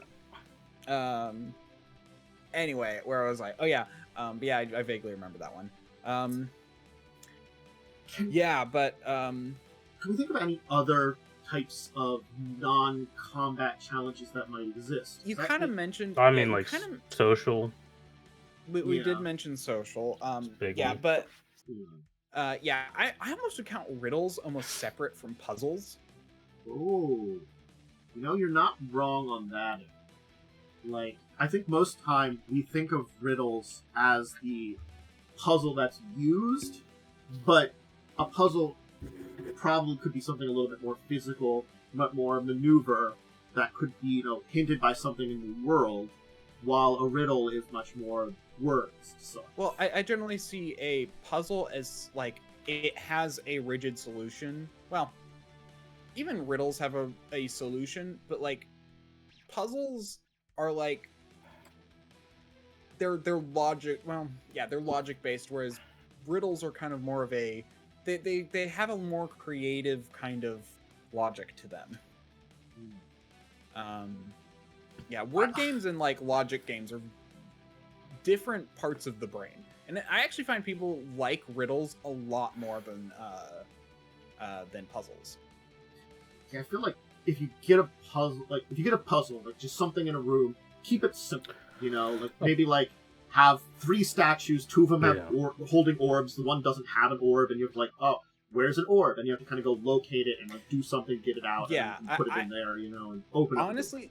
Honestly, that is usually the best way about it, is when it's more of a, you give all the information and they just, well, even that can backfire sometimes, but it is the best kind of puzzle where it's literally just, oh hey, you see a statue, one of them's holding on, one of them's not, and then it's like, oh hey, didn't you describe an orb 2 rooms back? You know, Yeah. Maybe we should go get it and put it in. That's like one of those real simple puzzles. But then players also will completely forget about that and then find a one of them carried a watermelon from town and they put it there, and then you're like, sure, that works too.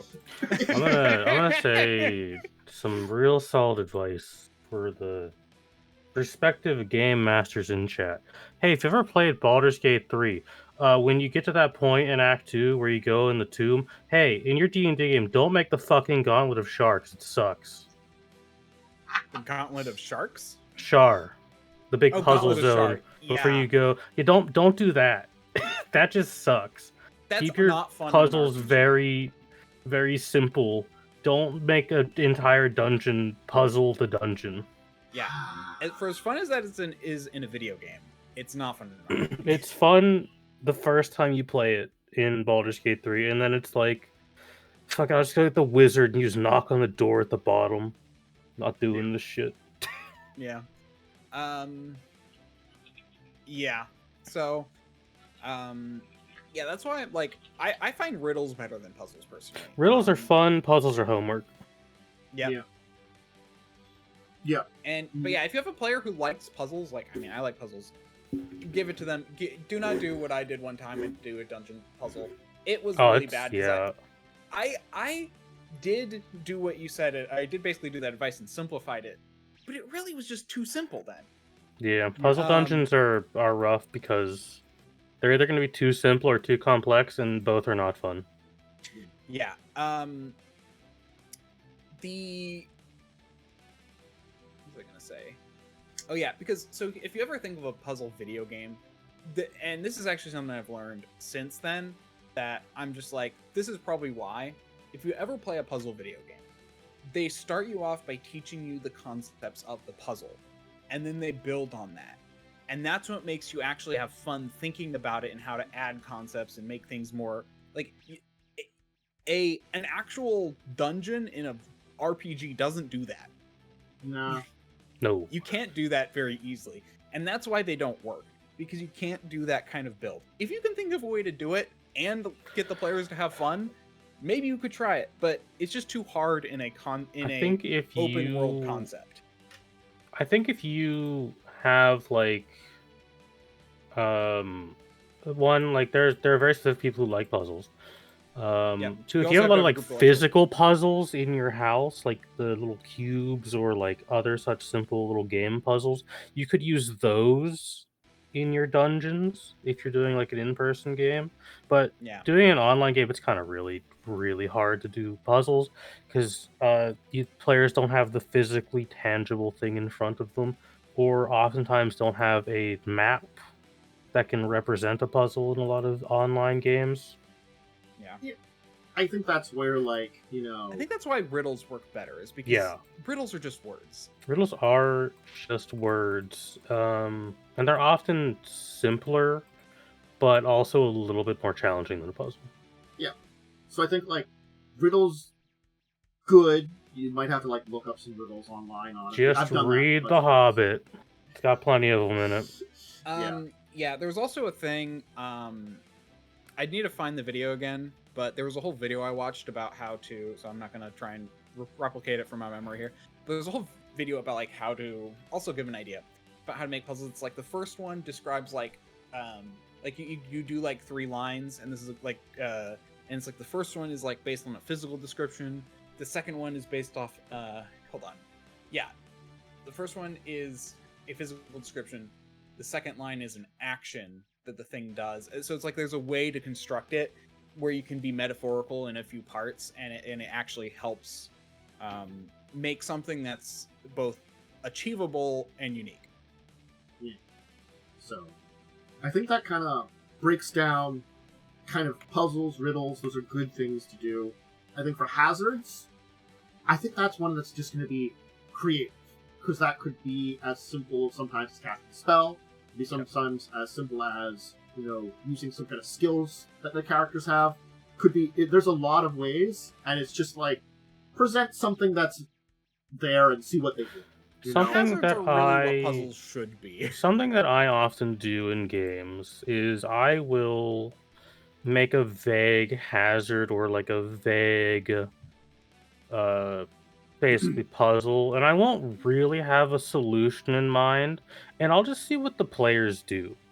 And then I'll pick the best. I'll pick the answer that's my favorite, usually. No, that is, and that's what I was about to say, and that's why I was about to say, that's how you really do a puzzle, is you make a situation that the players have to get out of, and you let them be creative. Yeah, and just pick the one you like the most. Here's one I think I've used before. You have to cross over a murky swamp, which is thick traveling. Do you have to transport a hen, a fox, and a bag of seeds to the other side of it? No, but you can't leave the hen with the fox or the... I was just thinking, it's you want to avoid walking in there because of like leeches and dangers and stuff like that. And then it's like, are they going to make a boat? Are they going to make rafts? What are they going to plan? Are they going to try to navigate between dry land? There's a lot of different directions your characters could do. They have this hazard that they can be creative, and it's like if they're going to create some kind of like raft or boat, what are they going to do to make that? There's a lot of things that could work there. Or are they going to like use, I'm going to use up my magical supplies, me who can fly, I'm going to use my flying ability to transport people or something. It comes up with solutions then, and I think those are, again, it's that kind of like, it's a little open-ended puzzle box. It's something that's a very simple, this is a problem for your characters, do something to solve. And I think that does work good. I recall a game I ran, which was a Fae-based game, because I love the Fae, because they're just kind of assholes. But I used basically demon doors from Fable in that game a lot. And I had what that was like, here's a riddle, but you could go and like back it through the dungeon and find like notes to answer it, and the dude who was playing Barbarian was like, I just intimidate the door until it fucking opens.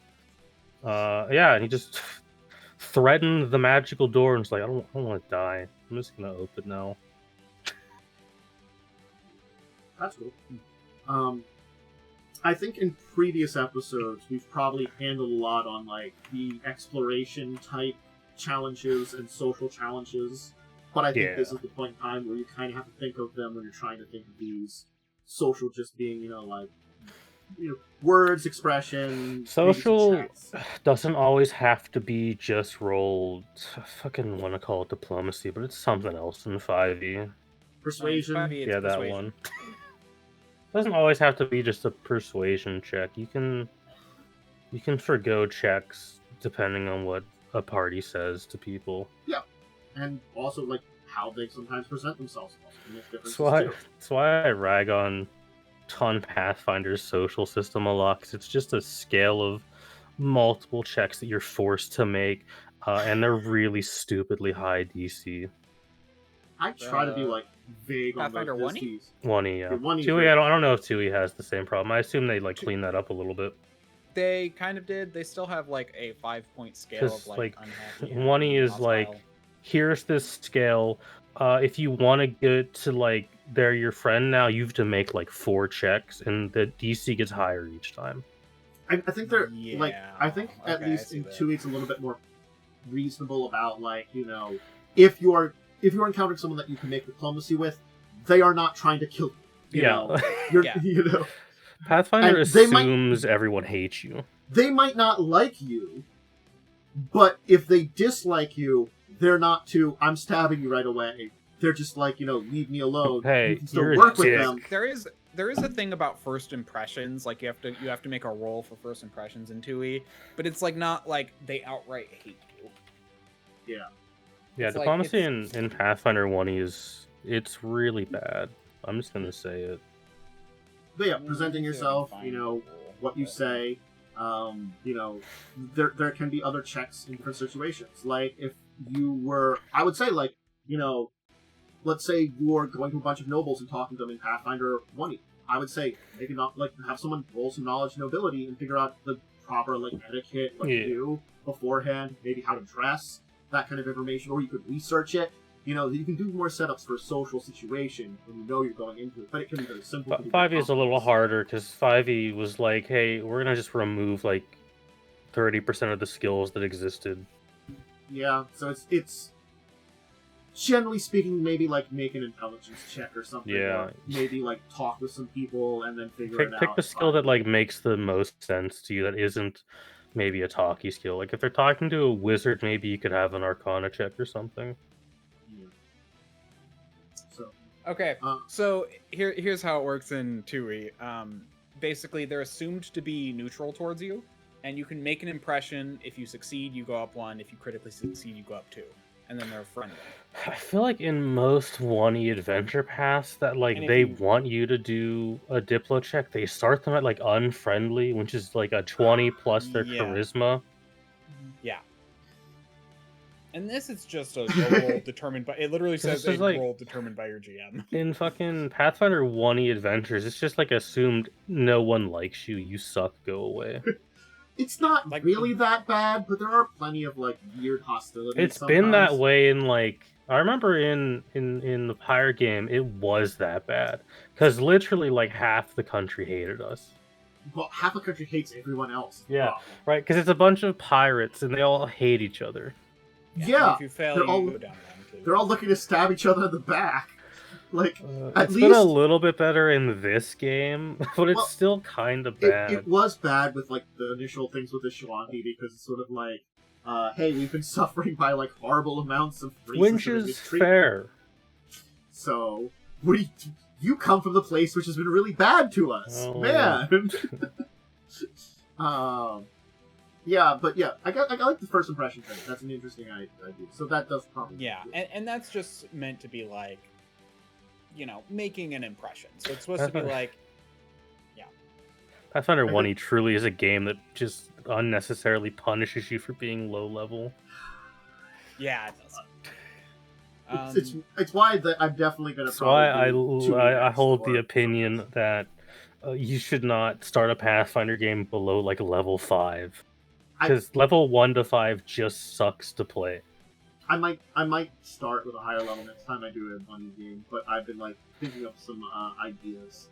I talked about the other week, but I've been thinking about doing something a little different next time I run a 1E campaign anyway, of just basically kind of writing a little bit of my own stuff, but using the adventure as a template. So if I need a place, a monster, or something like that, I can bring it in where I have an idea of CRs and stuff, like replace things, kind of things like that.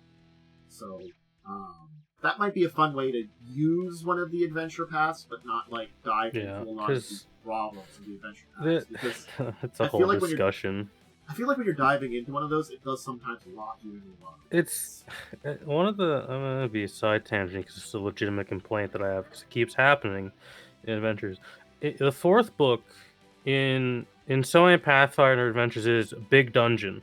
And then the fifth book is, oh yeah, by the way, you just did this big dungeon. Here's a slightly smaller dungeon, and that's the only thing in this book. No, this 5th to 6th book, I think. Oh yeah, sorry, I forget they're 6 books long traditionally. Yes, and you know what? Book 4 usually kind of sucks. Traditionally in these games. You know what? You mentioned that, and I just thought about that, and I'm like, you're not wrong. Every Pathfinder adventure follows the same template. Skulls and Shackles, big dungeon, smaller dungeon. Yeah, exactly. Carrion Crown, big dungeon, another kind of smaller but big dungeon. Sort of. There's like that's a kind of multiple dungeons for Carrion Crown does just have a lot of dungeons in it. Yeah, it's got a lot of dungeons. Rise of the Rune Lords. 5th book is big dungeon. Yeah, I never finished that big dungeon. So many Pathfinder adventures just are like, hey, we did the same flow, but we just changed the story slightly.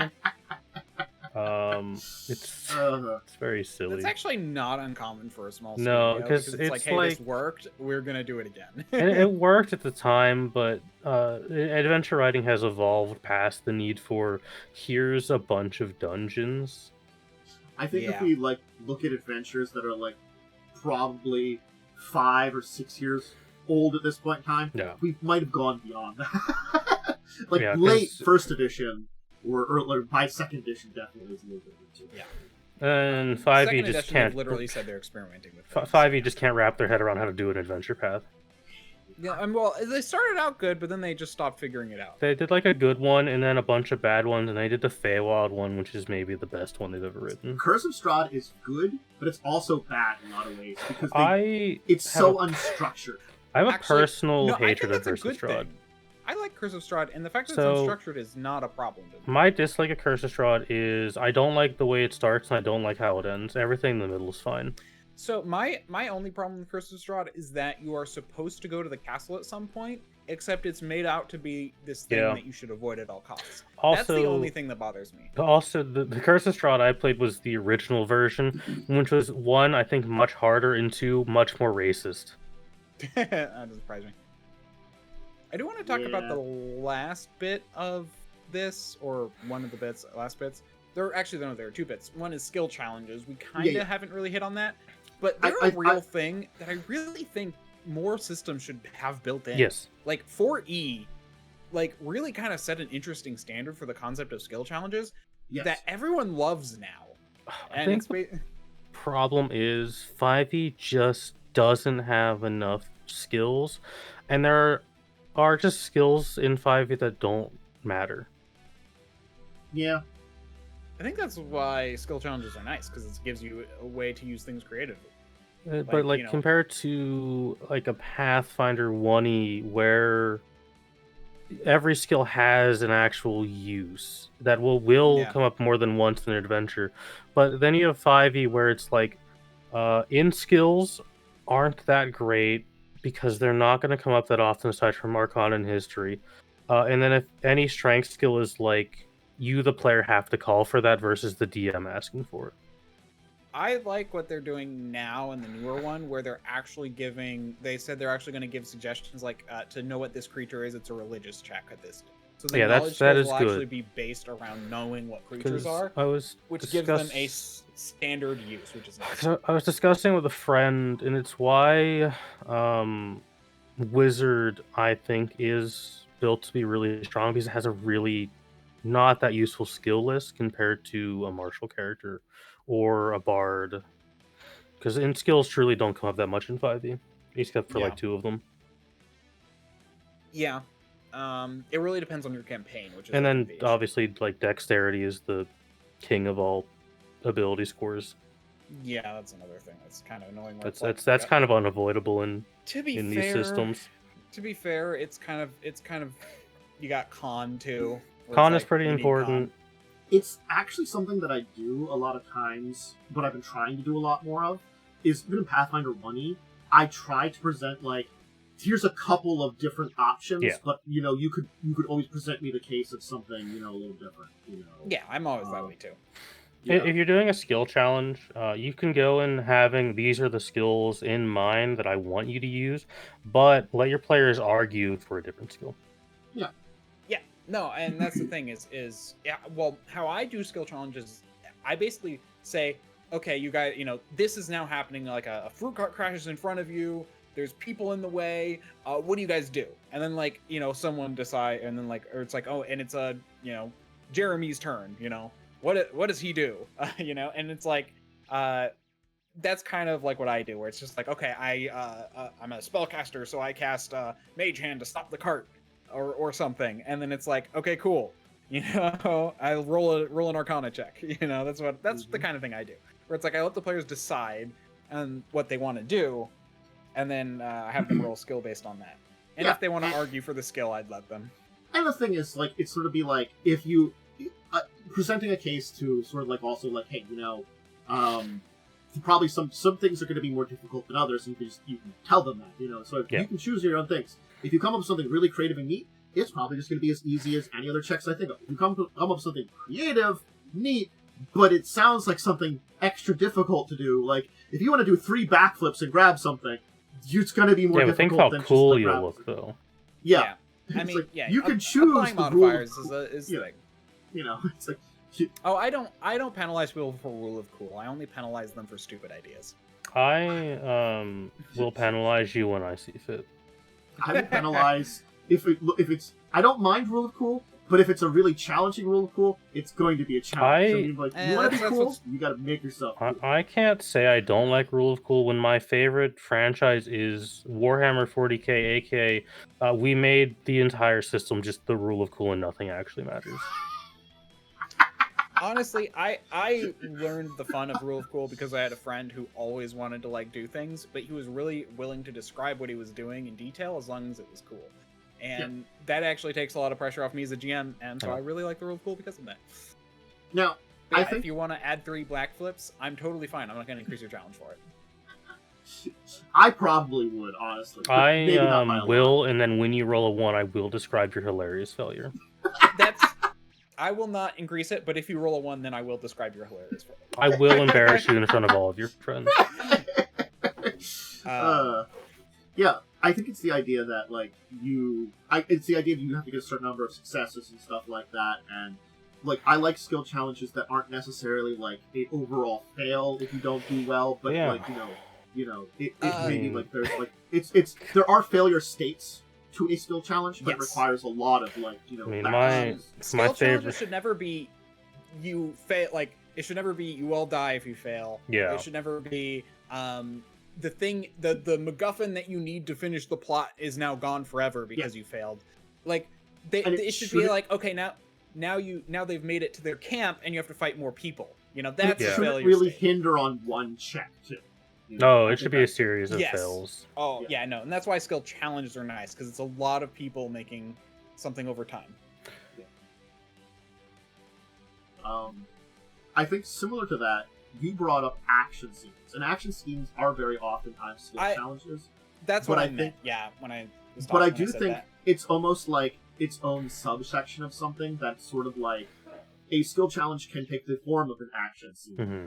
But it's just like an action scene would be, there's something going on that is action-packed, and your players are coming involved with that. And it can take a lot of kinds of forms. But I think that is a very good thing of, like, that could be bring about some kind of challenge. And that could sometimes be combat, that could sometimes be any of these things. And these action scenes, I think, are a very good use of bringing this about. You set up something that's very action-packed, going on, happening right now. Your characters have to decide how they are getting involved. Someone's chasing someone else, and you have to figure out who's right and who's wrong in the moment, and help them. Two people are arguing, and it seems to be accelerating into something, and it's drawing everybody's attention, and blocking the way, or something like that. And you've got to diffuse the situation. Would knocking one of them out be right? Would socially talking them down? Would doing some other kind of skill to convince them of something? That there's a lot of ways to handle it. Yeah, but I think the one I want to talk about is like those extracurricular systems, where it's like the systems that go. Yeah. I've never found a good wargaming one, or like a good one where you control armies. They're always bad. And the reason is because people want to play their characters. They don't want to play a war game. Mass battles, naval battles, army battles, all those kind of things, they suck. They're going to suck. We talk about them in a previous episode, I think, mass battle stuff. They're really hard to do. I actually think Starfinder did it well because each player controls a different system and everyone kind of has a contribution. Yeah. But the only time where that becomes a problem is like, what if a player is like, well, I don't want to be an engineer. I don't want to be an astrogator. I just want to be a guy who shoots things. I don't want to be a gunner though on the ship. I just want to, it's like, so that can be problematic too if a player just doesn't want to participate. I'm going to tell you though. I'm going to tell you on that one though. If they're playing Starfinder, if they're going to join the Starfinder game, you're going to have to let them know that's how it works. Yeah. I think that's one of, they should know what to expect for that one. I agree. And the same with Stars Without Number. You should know that that's going to happen. Yes. Or not Stars Without Number. Traveler as well. Well, Stars Without Number 2, but Traveler. Yeah. Those kind of space systems always have a ship, because ships are important. But honestly, I think Starfinder is one of the better ones for that because of the way it gives each player a role and a structured system for how to do it. Most try and do like combat where each player gets a certain number of things which affect things in a weird way. I think that's a very poor system. That's why I like Starfinders. You're good. Yeah. I've never found a well, actually, so I found one vehicle based sort of combat I like, and it's in Cyberpunk Red because it's kept very simple. Interesting. And those rules are like- very recent, actually. I like Traveler's ground-based rules. Their space combat rules are meh, but their ground-based rules are nice. I've never, because I don't play a lot of sci-fi tabletop games because, well, a lot of them aren't that good, and I don't really like Traveler. Starfinder is a whole mess, and I'm waiting for second edition to try and get into that. I actually am too. Shadowrun's pretty decent for vehicle rules, but most I of the time it's have really a based deep-seated on hatred of Shadowrun for the 2 years I was subjected to that game. Yeah, unfortunately, it sounds like it's not a. It was fine. I just wish it was not 2 years of my life in college. Yeah. So it's vehicle. I was also gonna say Star Trek. Star Trek, I think, yeah. does a decent job with its kind of big ship. But again, like They do because it gives everyone a role, and also that one is very, very clear from the get-go. You are going to participate in this. One of the problems I found in Star Trek, in my very limited experience, is you can 100% build a character that doesn't get to do anything. Yes. Yes. It's the unfortunate thing that, like, I feel like a good Star Trek campaign would present the type of campaign and stuff that you're going to encounter to allow players to build characters to that, because the way of the system, you definitely can build characters that have skills that do not come up a lot, if ever. Sometimes. I think Star Trek would do really great in a West Marches campaign. West Marches. You haven't heard of West Marches? West Marches is. Sorry, what? You go ahead. West Marches is an idea where you have about like 10 to sometimes even like 50 people in one game, and basically you basically get people organizing themselves into groups and picking dates that you then you like when they have a group, you have a date, you then plan for that and you run it. So the idea could be like the ship's going around and then you plan for the adventure when the group wants to go.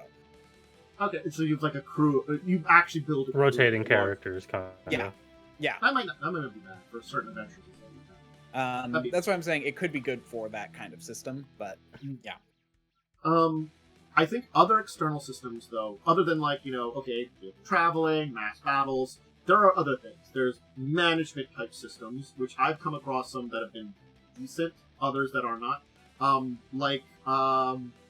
I played. It was a third-party adventure path for Pathfinder 1E, and I'm gonna say, it was okayly built. It was an external system.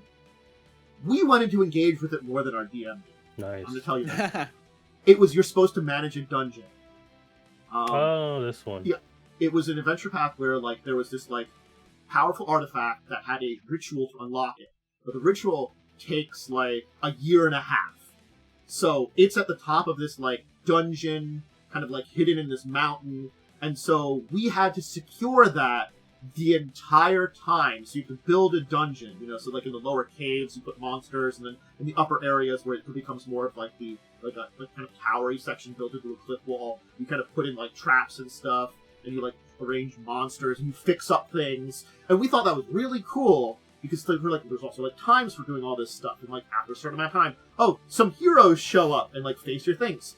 And sort of like you're trying to like not like attract attention of like bigger heroes because you like hear things in town, so you're letting the lesser heroes get killed by like, they just got killed by our like minions down below. We don't have to worry about it. We don't have to get involved, because it's like it's a lot of that kind of stuff with like management and stuff like that. And sometimes we might have to jump in there and fight stuff too. It was a cool idea. I don't think it was the best expression of it, but that was a really awesome and fun extra system that was on top of it that was doing stuff. So we're like, we would switch to like how's our dungeon handle these things? Sometimes we have to go into combat occasionally, that kind of thing. And it mixed up with a lot of stuff. I actually think Pathfinder is the perfect example of having meta systems that just don't work a lot of the times because they don't put enough effort into them, or they put too much effort into them, but they're just not good systems. Yeah. So here's my thoughts on like those extracurricular systems or extraneous systems. That's probably the word I was looking for. Extraneous systems. Yeah. They should be simple, so that way you can teach them quickly to players, and they should be long lasting. So like you're constantly engaging with it. It also shouldn't outlive its welcome. It depends on what you're doing. Yeah. But in my opinion, ones that can be used for multiple things are the best. This is why I want to do like the card maze at some point. I've heard people love this one, and every time I've seen it, I have not used this though. But every time I've heard of it, it's basically like you pick a path, like you basically put cards face down that are paths, and then you pick a path. But there are like abilities you can use based off like your characters, based off like you can roll strength to push through, and then like what that can do is you can remove a dead end or something. Oh There's, yeah, like, stuff I've like heard that. the card system. Yeah. Yeah. And so, but it's simple. You can use it a lot. It's not too hard to understand. And it also doesn't outlive its welcome. Yeah. This is why war games tend not to be very good. Oh, also they should include everyone. This is why war games tend not to be. Actually, that last one is the main reason why war games and even a lot of ship combat tend not to be very good, is because they don't include everyone. Because like, what are you gonna do? Like, not everyone's a general, so only the one person who's a general commands the army. Yeah. And then the other people are bored.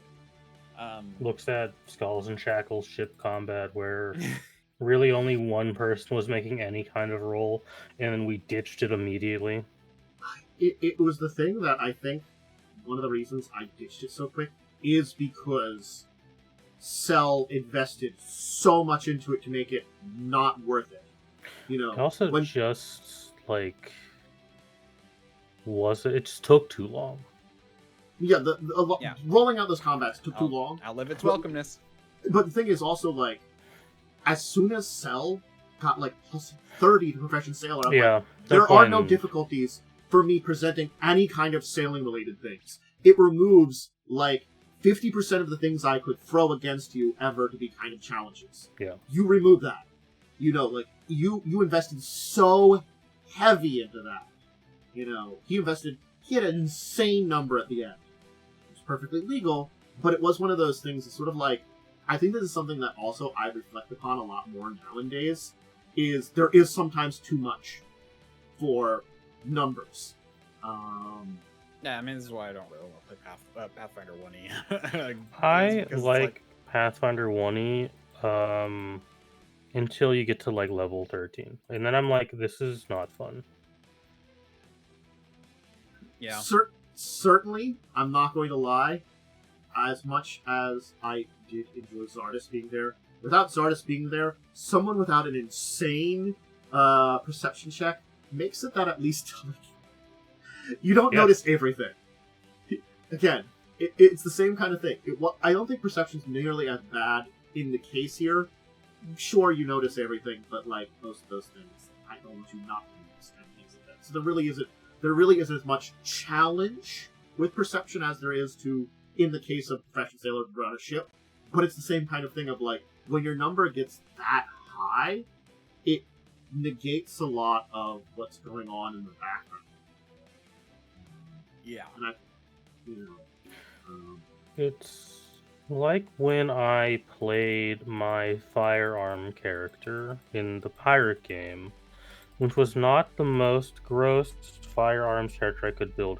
It negated most dangers of combat because, truthfully, I hit a point where I could physically only miss the highest touch AC on a 1. Yeah. So it's like, I can also say I did make a very high Profession Sailor character in the past. But I do have to say about it, it was a ship game where the shipping was important, but we, had ship battles early on. And after that, it was all about us traveling to various places and exploring and discovering and meeting people, and going adventures to places. Mm-hmm. So it only mattered briefly or part of the time for the ship combat. In the pirate game, the ship was so important so much. So it is like, yeah, maybe I had an insane check there, but it didn't come up as much because it wasn't critical. I think that's also important sometimes is depending on the game, the world you're playing, sometimes matters when a check is more important. As I said, the Zardes check, it was kind of a little annoying, but it wasn't critical. It's not so annoying because that's a perfectly reasonable ability to have at an insanely high number. Because perception is one of the most rolled stats in the game. And as much as it's most rolls, it's also not like the critical roll. It's not broken. At most, you avoid an ambush or a trap, which just means you get into the combat sooner on equal terms. Mm-hmm. So, again, but that's kind of going back away from what we were kind of handling here of the challenge of a lot of these things and kind of building the challenges appropriately and the other systems. And this is a lot why of these... I think they should be simpler, because if they're too complicated, players just get confused, bored, and give up. Yeah, or like if it's too much, sometimes they can find like ways to loopholes the system. So keeping a simple system, less checks, more like ideas, maybe some small checks here and there, or different types of checks for different things, so they can't focus all. Maybe like having like 3 different checks, so maybe different players can focus too. So it's like, maybe, or having how many players you have in your system, a number of things that have to be done equal to your players. So that everybody does a different management of the system, whatever system is in place. Yeah, Traveler has an army system, which is all right, because you kind of either play a team, but then you also decide when to not actually play out the scenes. So it's like, and they have a system for resolving it if you don't. So it at least gets the idea across that it's like you can just go in as a team. I thought Art kind of like talked about it before, where we kind of were like, maybe it's better to not run the big battle, have smaller stuff that players are doing that affect the battle. There are 2 meta systems I will mention that are just quite bad in their original design. Shadowrun's astral stuff is god awful, and you should not engage with it. I feel to say about that. It's genuinely terrible. And net running in the Cyberpunk games is legitimately recommended to not let players do it. Because it's too complicated and it requires the GM to build like an entire thing for just one player, because there's no pre-built net running stuff. Interesting. Yeah, and that's kind of the thing is... I'll let you go. I'll just comment on those 2.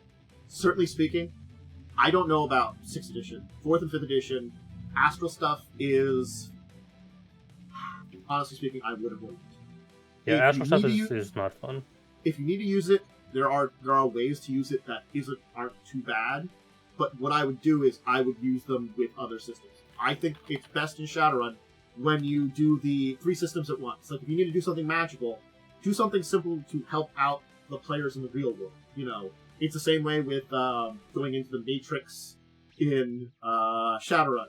To have it with people there, have your hacker on site, doing something to players to like hack into something. Mm-hmm. Keep it simple that way. I think that's usually the best. But no, those systems are hard to layer on top of. I will not lie about that. They can be, but use them sparingly. Yeah, and if you need a complicated system and that like mainly requires one person, it should be something that can be done kind of off time, as we kind of talked about with the puzzle stuff, where it's like, if someone really likes like a base management system, like let them do it and do it in between games, or even an army management system, as long as it can be done by like one or 2 players who are interested in it, that's okay. But that's the kind of stuff that really shouldn't be in the game as like a main. Yeah, I feel like it's sort of like you have to reflect upon what would be fun to do in for like management systems as an extra in like maybe like a video game or something. Like, I can say, a system that wasn't fun for army management was the Rise of the Wrath of the Righteous in the Pathfinder video game. The army management sucked. Hey, you know what wasn't fun also as a meta system in the Pathfinder video game? Kingdom building. Yes. The concept of kingdom building is not necessarily I've heard bad. it's better in the actual adventure path from multiple people. So here's here's a good example of it. What we're literally doing for Wednesday's game. I think that like the fact that that's why I kept pushing like, no, we should like not keep talking about this on game. We should vote like, kind of separate out and devise the teams, like so that way we can like think about it. It's like it's not really a system, but it's like it's something that I think would be better done by players individually off screen rather than trying to discuss it. And then we can like meet our heads together afterwards. And I think that's kind of what I tried to do with that, because and honestly, there wasn't really a great system for it in place. Like, there was kind of like, do these things for a rebellion. They didn't go like a full rebellion system. They did in this adventure path. I know, and that's what I'm saying. Like, honestly, what you told us is they almost wanted us to basically treat the castle like a dungeon, but where you can't sleep, Again, they do talk about like you don't have to fight, which is fine. But there was a lot to it that was like, and again, it's this weird thing of like, I've come up with some cool ideas that we're gonna do for it. So we'll have it. There's like you've got 2 main battles you want to do, and we'll figure out stuff in the middle. There's one final meta system I will advise against doing. There are multiple systems which we've mentioned, like Kingmaker. There is town building or town management. I caution against that because the moment you introduce that as a concept, that is what the entire game becomes about. Yes. If it is important to your game and matters, then you can make it. That's what the game is about. Don't introduce it as a side mechanic. Yeah. Because it's too crunchy and important to be a side mechanic with how a lot of the systems are written. Players love the idea of controlling a system like that. I don't know what that is about, but it's like you give them like a tavern or a base, and they're like all over controlling it, and like that's all they want to do. Like, I mean, the best way to do it, and then what you do is you threaten that, so that way you actually give them a reason to go on the adventure. But like and I'm not saying you can't give them some stuff from that kind of thing. Like, oh hey, you can get a tavern that you own now. Okay. It just runs as a tavern. You don't have to do anything for it, it could be there. Yeah. It could be an extra source of income, it could be a place you can hang out, it could be simple like that. It might earn a little bit of money, but most of the time maybe it breaks even or something like that, so you don't have to worry about it. Or maybe it earns you a little bit of gold. And hey, now it's a base of operations. It's sort of like I think this is the thing also that like I haven't fully read up on it, and I want to read up on it. The bastions from the new DMG that's going to be coming out, because it sounds like that's a very important part of the new 5e. But I'm also like, yes, a bastion is more of a base of operation, but I'm like, that isn't always needed. But I feel like it's an interesting idea to make it a focus. I don't know. I'm like if your game is focused around that kind of thing, sweet, cool. Use your heart's content. It as a side system runs the risk of derailing your original plot. Yes. Use side systems with caution, basically. There are some that are more required, like ship combat. Honestly, I spent a whole stream where I literally just dedicated the stream to being like, hey, I'm going to try and study all of the spaceship combats I can find and figure out which one I like the best. That's why I landed on Starfinder. It's the one that actually like kind of balances player interaction the most, where each player has a turn in a phase where they get to do something. It's not like, okay, the person controlling the pilot gets to move, Now the person controlling the gun gets to shoot. Now everyone else goes. That's what most of them are. Yeah. Whereas like Starfinder actually tries to give everyone a role. Yeah. I think that's the other thing too, is like, no matter what kind of system you're setting up, make sure you, again, that's a, whatever system it is, whatever it's meant, whatever management it is, whatever kind of external kind of like extra thing you're doing, try to make sure all your players can do it. You know, that's the good thing. All of them involved, not too complex, using a variety of abilities to manage it, or even ideas sometimes too.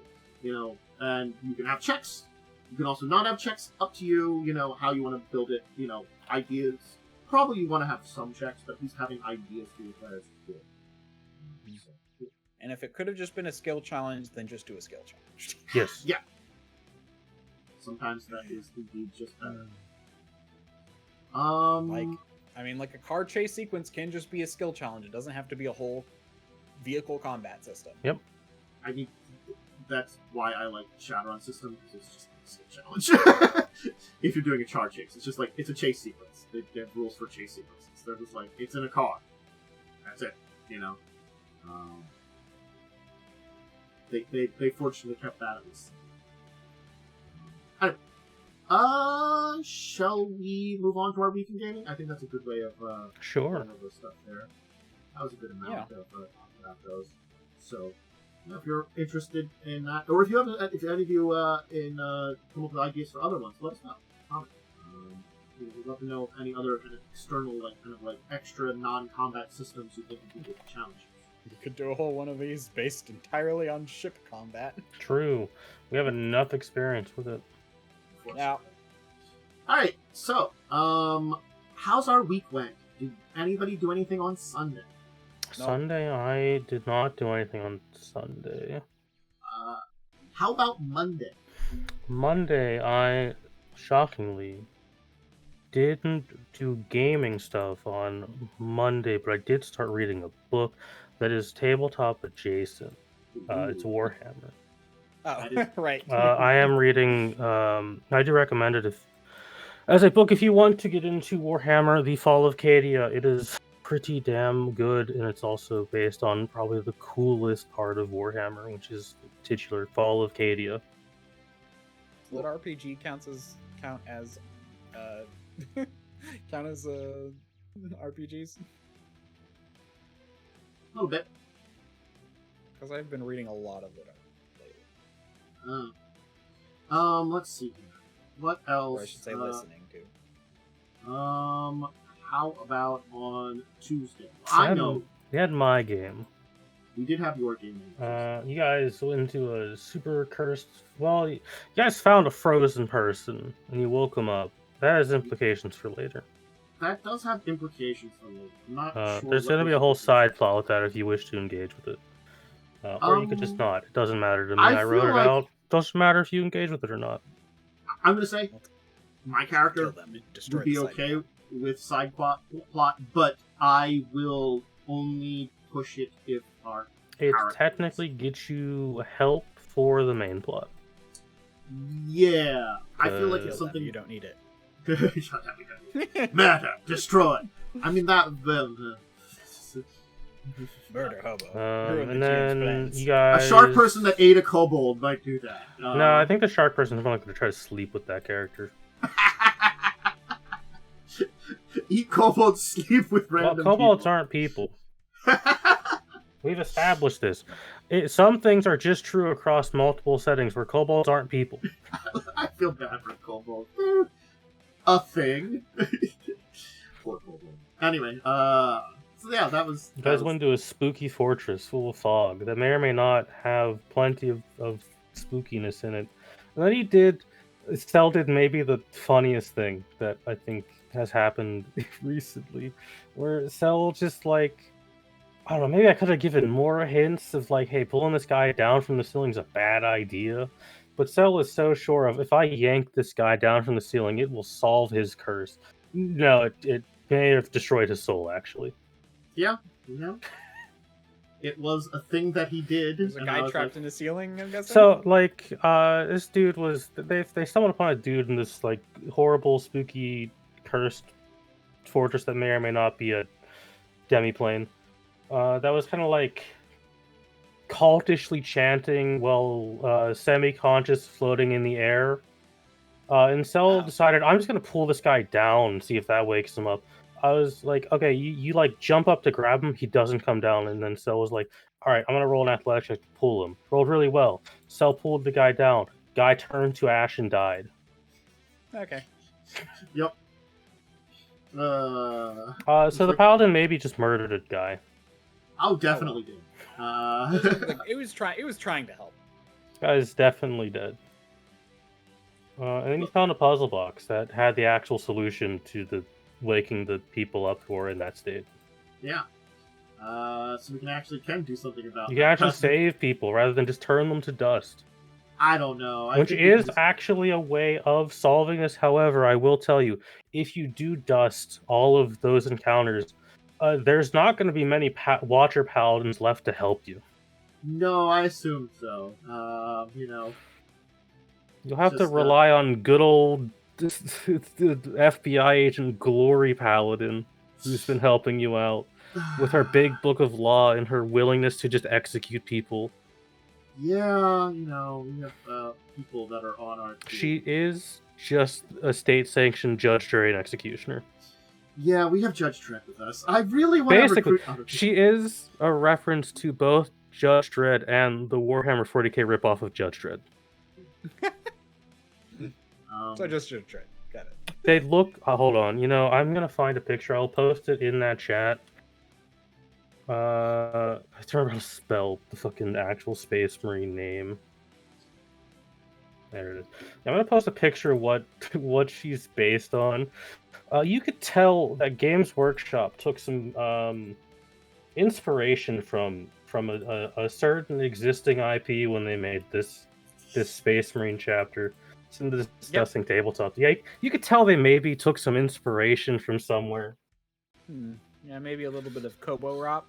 Maybe just like, what if we just had Judge Dredd, but he's a 10-foot tall mutant?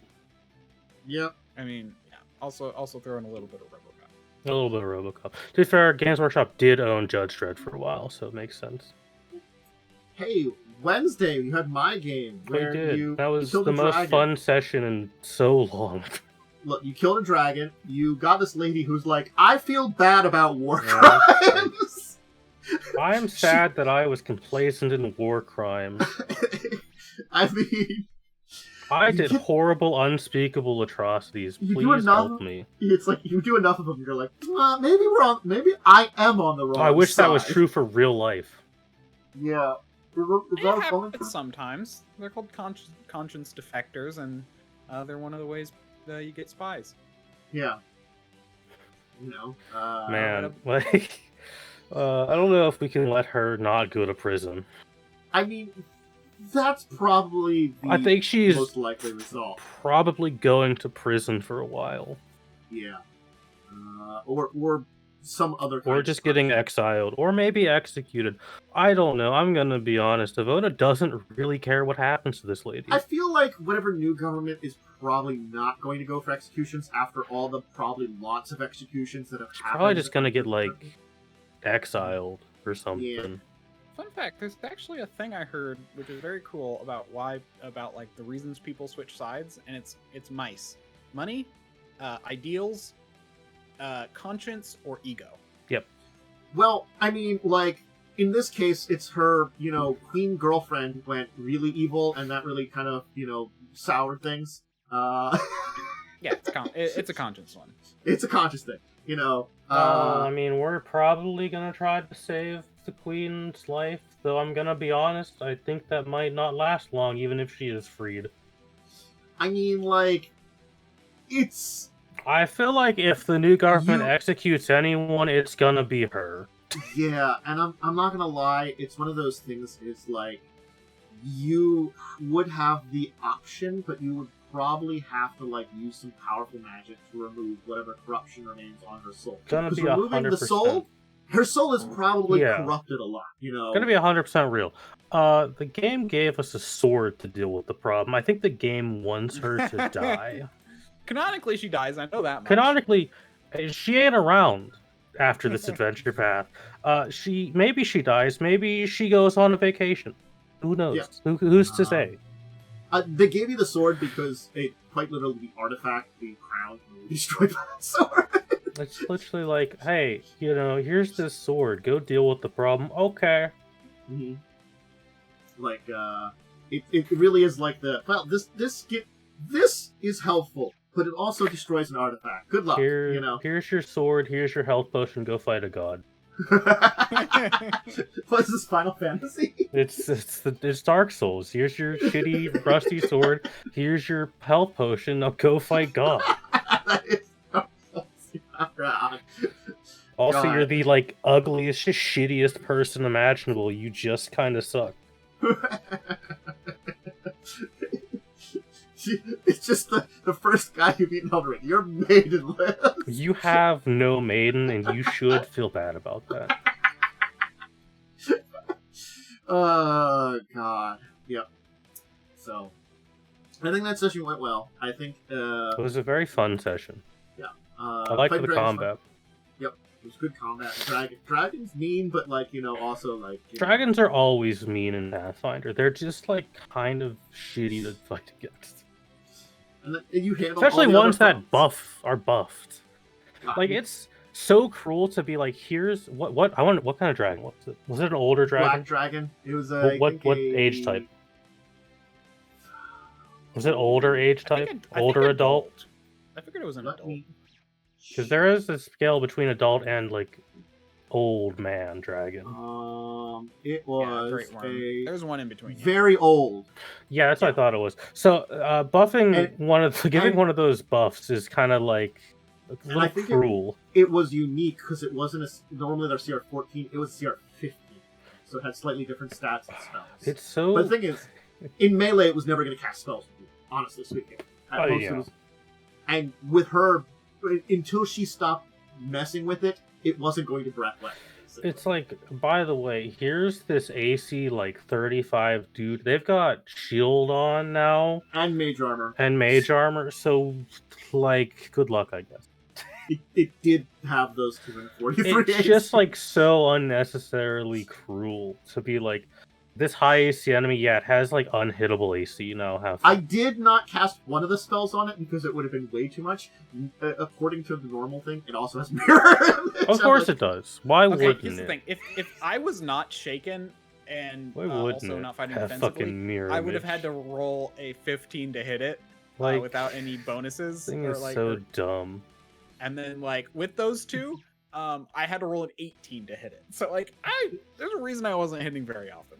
I just saw the mirror image. I'm like, you know what? It didn't cast a mirror image. That's obviously on the first attacks that don't have any penalties. Sometimes you don't have to buff a monster. You can just have it not buffed. I mean, it was gonna have a mage armor. That's fucking billion hours. 8 touch AC though is really bad. I'm happy Pathfinder 2e.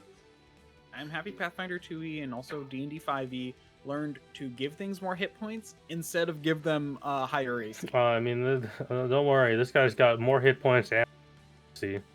He had 250. Which, if you did 50 damage and I passed 2 rolls, it could have killed him in 1 turn. Yeah, there's a reason there's a rule to either give it high HP or high AC, not both. That Pathfinder 1E is very much this is fine. We're not really going to balance it that well. Here you go, fight it. I'm sorry. I bet it's balanced statistically to some degree. I've seen some high CR monsters in Pathfinder. They're not balanced. I'm not going to lie. Okay, that's fair. There are certain types of creatures that feel a little bit more unbalanced just because their hit dice are better. And dragons and outsiders. Dragons and outsiders suck to fight. And they always will, and they always do. Things both of those get full base attack, really good saves, and lots of skills and feats and stuff like that, and a lot of abilities. That's why all those creatures are always the most difficult, even at their CR. The benefit with outsiders, though, is you can just banish most of them. True. That's true. Also, the way they're balanced is not very good because it's that bottom-up approach where it's you build it with pieces and then just based on what CR it should be, and then that depends very differently on different things. So yeah. Look, I liked how you knocked out a guy and teleported him somewhere. That was Oh, great. look, fuck that guy. That was really fun. That's the kind of I'm gonna solution be I liked. real with you. I'm gonna be going into the final battle with Wish. There is a not 0% chance I look at that mage and just am like, I wish you were on the plane of fire. Yeah. Yeah, okay, I'm just looking at dragons right now. D12 hit die, base Yep. attack bonus equal to hit die, Mm-hmm. good fortitude reflex, and will saves. Yep. These things suck to fight. Spell resistance, damage Fuck reduction. spell. I fucking hate spell resistance as a mechanic. Granted, their damage reduction is easier to get through. It's usually just magic. It's usually then they DR also- magic. Then they also have like breath weapon and special abilities. Like its bite did acid damage. Yeah, then there's the like greater dragon subtype, which is a little bit different. But like, yeah, that's Oh. the base dragon. It's So just even, a like, very old. wyverns. It was just very old black dragon. Yeah. Was its breath different on that one? Because it should have been a line, not a cone. It did a line. You did a. You did a cone. Oh, you did. No, I did a line. I drew a line between you people. You did. I think you did do a line actually. Then I Yeah. shouldn't have been hit because I wasn't in that line. I drew the line into you. He drew the line. Yeah, he drew a line Mm, from like a corner of the maybe, square, I don't know. which made it like different. Like I remember. Yeah. Did he do a cone? I No, think he he did did a a No, line. I did a I line. think he might have done a cone. I'm gonna have to go back. I and did- look. Felt I like did a a line. cone. You know, I I'll keep watch it. it back and I'll too. I don't think you actually drew it for us. I think that's the thing. Oh, you didn't do the measure I think I used the measuring tool and you didn't see it. You may have had maybe. your measure hidden. for- Yeah. I don't know if I did or not. I measured a line and got all with you with a 5-foot line. Anyways, the moral of the story: dragons suck to fight in like all versions of D&D. I think I was using the cone tool to kind of see what you were shooting at, and I think that's also another thing that people might have seen. I 'Cause mean, I was drawing cones at the time. it got 6 attacks at plus a lot. Yeah, sounds about you right. know? And also then like the line was also 6 I'm attacks. just gonna start dedicating my 3rd level slots to dispel magic, Yeah, probably a good idea. just to like get rid of buffs. Although the last combat might end up being a joke because I am also taking time stop. Not gonna lie, it's real. Okay. It doesn't really matter too much, but the queen, you're gonna fight her. She's such an interesting class. I have to figure out how to play her. Yeah. To be fair, I now have a. She's just a 75% really chance- high level bard. There isn't I was- There's Oh, a gosh. world where I walk into that room, cast time stop, and just buff for 5 turns, and then I walk in as a 5'4" woman, and then like a second later, I'm a huge sized dragon with mirror image and a ton of buffs on. Yeah. I now. Oh, by the way, as of like the latest level up, I now have a 75% chance to ignore crits. So, Nice, that's pretty good. Yeah. To be fair, I always forgot to do them when they mattered. But I will try to remember. I'm actually very tanky now, supposedly. So my roll is okay. To be fair, like, I mean, I have the thing where I can switch between attack and defense, but with Joe, I tend to go defense because I don't really need to attack. You don't need me to deal damage when you have Joe just able to deal like 100 Yeah, that's the damage draw a of a turn. dude with a big hammer and power attack. Yeah, Yes. because like my whole thing is I can hit a lot, so I can attack a lot, so I can potentially hit more often. Man. Whereas like Joe's just I hit once, I hit, and I can do tons of damage. I think that's always been the thing. Like your character monks, there are a lot of attacks, spreading out damage. Spreading out damage. Joe would just be big hit, do much damage. That's why a barbarian fighter is maybe the most disgusting thing you could play in Pathfinder. Yeah, because it's like For he raw may damage he numbers. may only hit like once a turn, but that one hit is powerful. Because Whereas, Joe like- can do that with a hammer hit. I would have to use a high level spell to hit that amount of damage. Yes. Yeah, same. Well, not spell, but like I do like 20 to like 40 damage a hit. Yeah, Joe does a lot. And then Joe does like 60 to 100. Yeah, and then He's not got that a bit bad. of Joe He's crit. he's around. I think you're around like I'd say like 25 average. He's around like 40 average. I think. Rivers when I do my fighting defensive thing, I do closer to 20 damage. If I do my offensive thing, I do closer to 40 damage. Problem is I never do my offense thing because I always need to go defensive. When River played Yakul, which was the fighter barbarian, those damage numbers were really crazy. Yeah. Then I remember I built a feral hunter, and when we got to 20th level, I was doing like plus 60 to a hit, and then also like I chose a scythe, and scythe builds are nasty. But we were mythic, so I had ways of making it crit occasionally per day. So it was like we were high level, we were max level. I think 9 level mythic. So it's sort of like I will crit you for like 250 damage. Sounds about right. Just remind me, I do need to like redo my stuff so I can attack more, because I actually have more attacks now that I'm a half dragon. But that was a game where we were mythic characters. We were basically, fighting gods and stuff like that. Mythic is a different game entirely. I think what did we? Oh, I remember like our boss of the game. It was basically we basically fought Lavos because we were on an alternate history Galarian where the Tarrasque woke up and it was the future, so they decided to solve it by shooting it with nukes, and instead it just Godzilla'd it. So it made it like a super Tarrasque. Nice. Let's just nuke it. That'll solve the problem. And so we were teleported to like the wasteland future after Lavos, and basically went on a mythic path to fight super god Tarrasque. And I don't remember what we did for that game. It was insane. It was a fun game, but it started out as like Fallout and turned to stabbing gods with space powers or something. I don't know. Yeah, I mean I experienced all of Wrath of the Righteous in tabletop form, and it made me want to die. I can see that, fortunately. Because it's already up to like level. You got to like level 20, and then you got mythic levels in there, and also it's generally kind of a insufferable adventure. I can see that. Yeah. It's a lot of outsiders, which suck. Yeah. Anyway. I've heard the video game is a better version.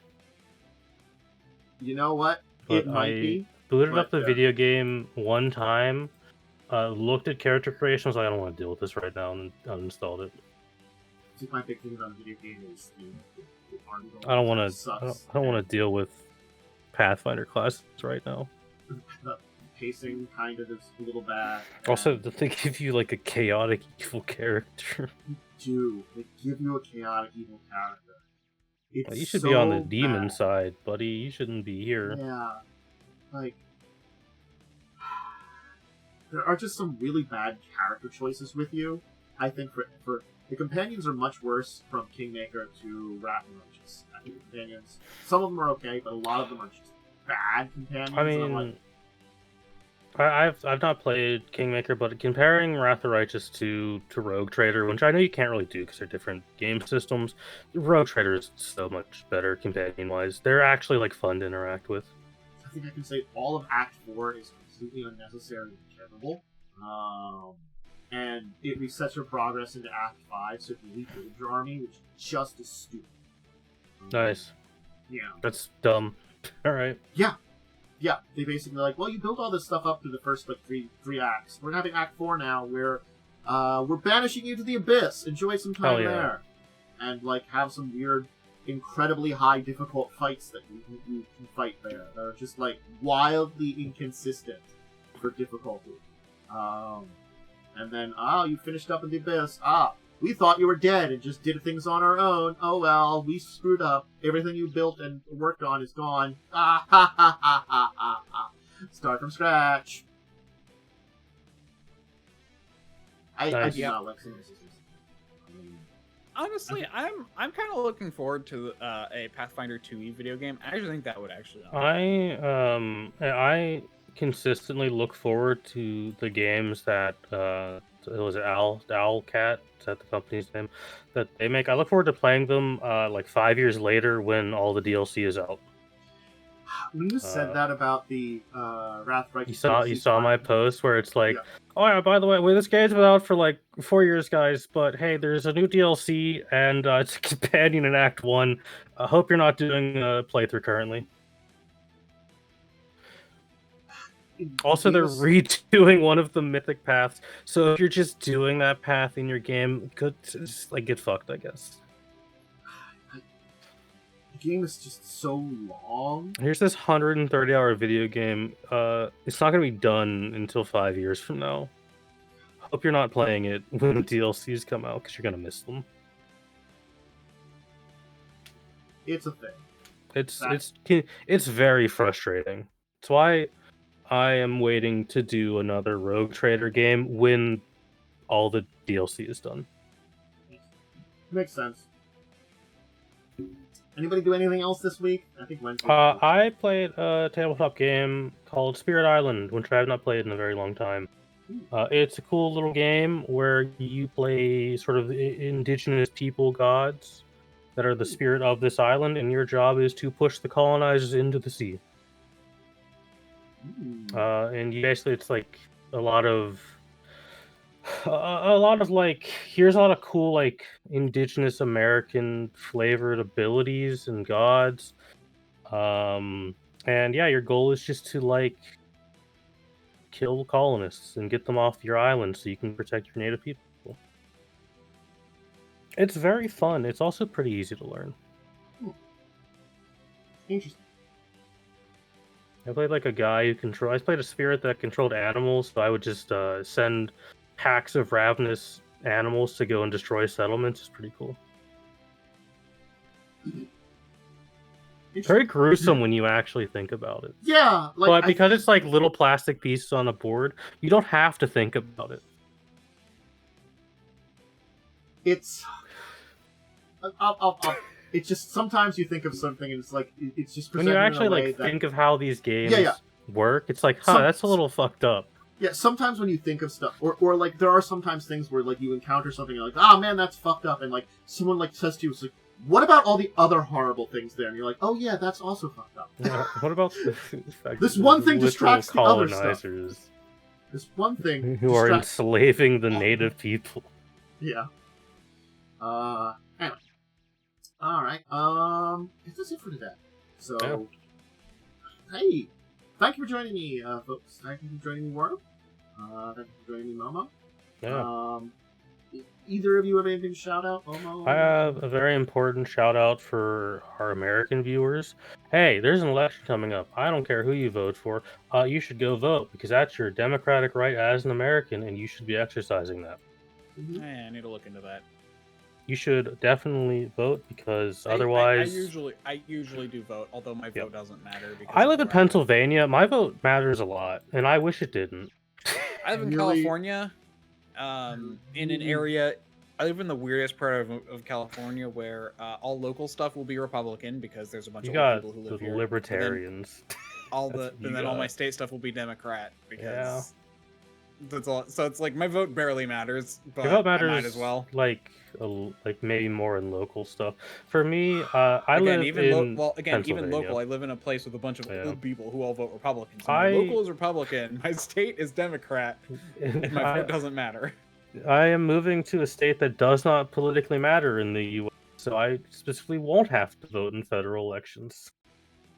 I'm still going to vote though. I voted in every election since I've been 18. Yeah. I skipped one because I was just way too busy with life, but that's fair. I think I've missed a few like odd years. 18, I pretty much always voted. But like every even year I made sure to vote. You should exercise your democratic right because you should even go to those odd years because like also, I will argue local elections matter 100% more, and you should absolutely vote in those. In fact, I think the one I actually skipped was the 2016 one. That's fair. Everyone sucked in that one. Anyway, Worm, you have anything else to shout out then? I'm DiamondWyrm. You can find me on twitch.tv/DiamondWyrm or at DiamondWyrm on Twitter. DiamondWyrm on Blue Sky, DiamondWyrm on YouTube. And lately I've been playing Armello. Ooh, good one. Yeah, I know. I've been having a lot of fun. I played my first online game yesterday. It's a good game. Because I decided to try and get all of the like equipment, like the rings and stuff, before I tried playing online. So I played my first online game finally yesterday. But also I've been teaching myself Foundry VTT, which is already like 10,000 times better than Roll20. Yeah. There are some things which I'm definitely gonna have to learn how to do. The one thing that bothers me about Foundry is I have not learned how to mod it yet, because I have it, I own it, I don't have the time to learn it, unfortunately. It's not too complicated. If I run a game, I'm definitely running it in Foundry just to try it out. An easy way to stay. Where's an advertisement coming from? Something?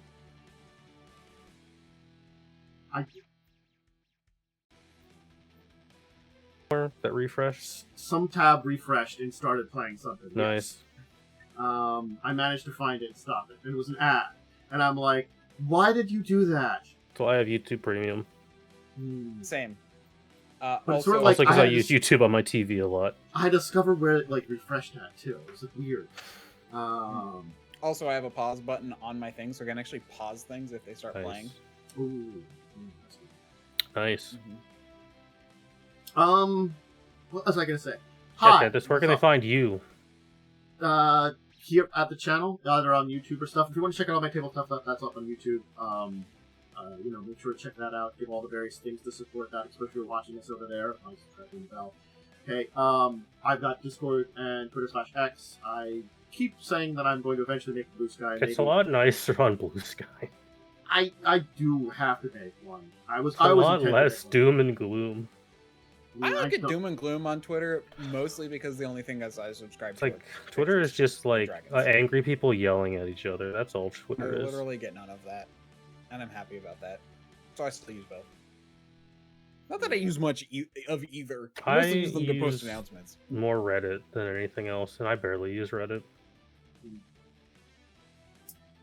I am just, gotta be honest, ready for the comment on the political season for it to be over because of the amount of commercials in Pennsylvania you get.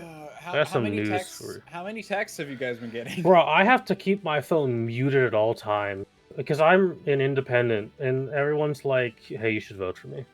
Yes, same for me. I was watching TV, and the ad break was only political ads, and I actually wanted to jump in front of the bus. I should change to independent. I refuse to fully support either fucking side. I'm a Republican because I was raised to be one, and that's what I signed up for when I turned 18. And that's honestly, fair. I consider myself more independent now. So I am a filthy democratic socialist. I very much have the blandest political takes imaginable. Okay. Just treat people like they're humans. That's all I care about.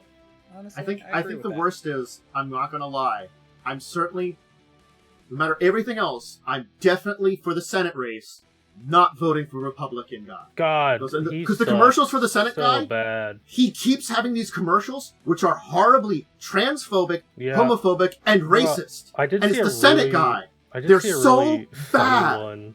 It's so bad. I'm like, you're gonna have these bad commercials for me? I'm not gonna vote for you. It doesn't matter about anybody else. Just that one. I'm putting my foot down as my independent. I'm like, hashtag political, but I did see a really funny one that was like, Kamala Harris stands for they them, not the average American, and it was so fucking funny because they have some such a stupid thing, and it's got a weird clip of like some pride parade where I'm like, yeah, okay, someone's being extreme there, okay, whatever. I hate election years so fucking much. I hate it so much. Just can we focus on like issues or something? No, sorry. Just please. We gotta focus on the dumb culture war nonsense. Oh my god. I just want to talk about the issues. Look, man, all I care about is being able to afford fucking groceries.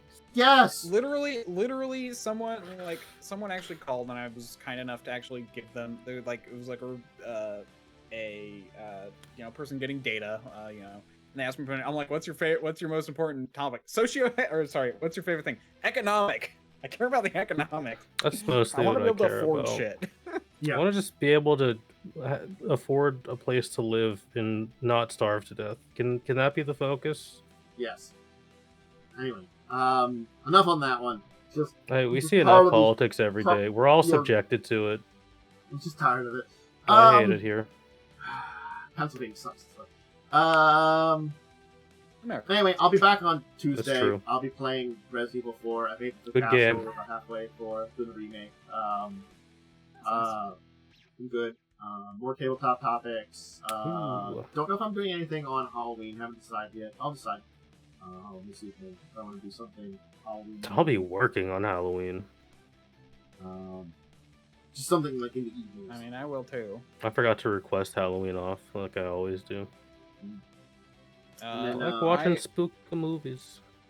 only get nationally mandated holidays off. I have actually requested to work every holiday because my work does double pay for holidays, and I just like having money. See, my work is you must come every day, every weekday, except for the ones where we'd have to pay you more if you'd come in those days were. Yeah, I feed old people for a living, so I have to exist. Hey, they're like a valuable resource or something. I don't know. I mean, But most of them are nice. I mean, my job basically makes money for one old person. So I guess Hell I yeah! feed I one mean, that's old the person. most important thing in America is making money for one old person. Yep. Oh. Anyway, what was I gonna say? I was gonna say something else. And I'll do more Halloween. That's my schedule. Hell yeah! It's also a good game. Look, I've been playing through the DLC. I'm sorry. I've been having fun with it. I beat up I Sunflower. did not like the DLC. Well, I think it's because like, it's just me and Latula beating up everything. They're like, oh, it's game of the year. I'm like, it's not. It's actually like not that fun. Again, like, I think it's fine. It's just more of the game for me. But also, like, I can see where people can get I've never frustrated been with the it. biggest Elden Ring stan, anyways. I think I prefer my it's, Bloodborne, and I'm bitter about it. I think it's also the expression of like I'm playing the way I would play this game, and it's like I'm not engaging with the challenge. I'm like I'm summoning, I'm using magic if possible. How I'm dare you? spamming You haven't abilities. really beaten the game then. I don't care. My beating the game was discovering everything and exploring everything and killing all the How bosses. dare you I said engage kill with the systems built by the developers? I you know. Scum. I know. Look, I haven't been farmed runes and I'm like level 200 something, and they're like, "Oh, you're over level." I've just been leveling. I've just been doing the game. You know, I just explore everywhere. And kill lots of Why things. in the video game?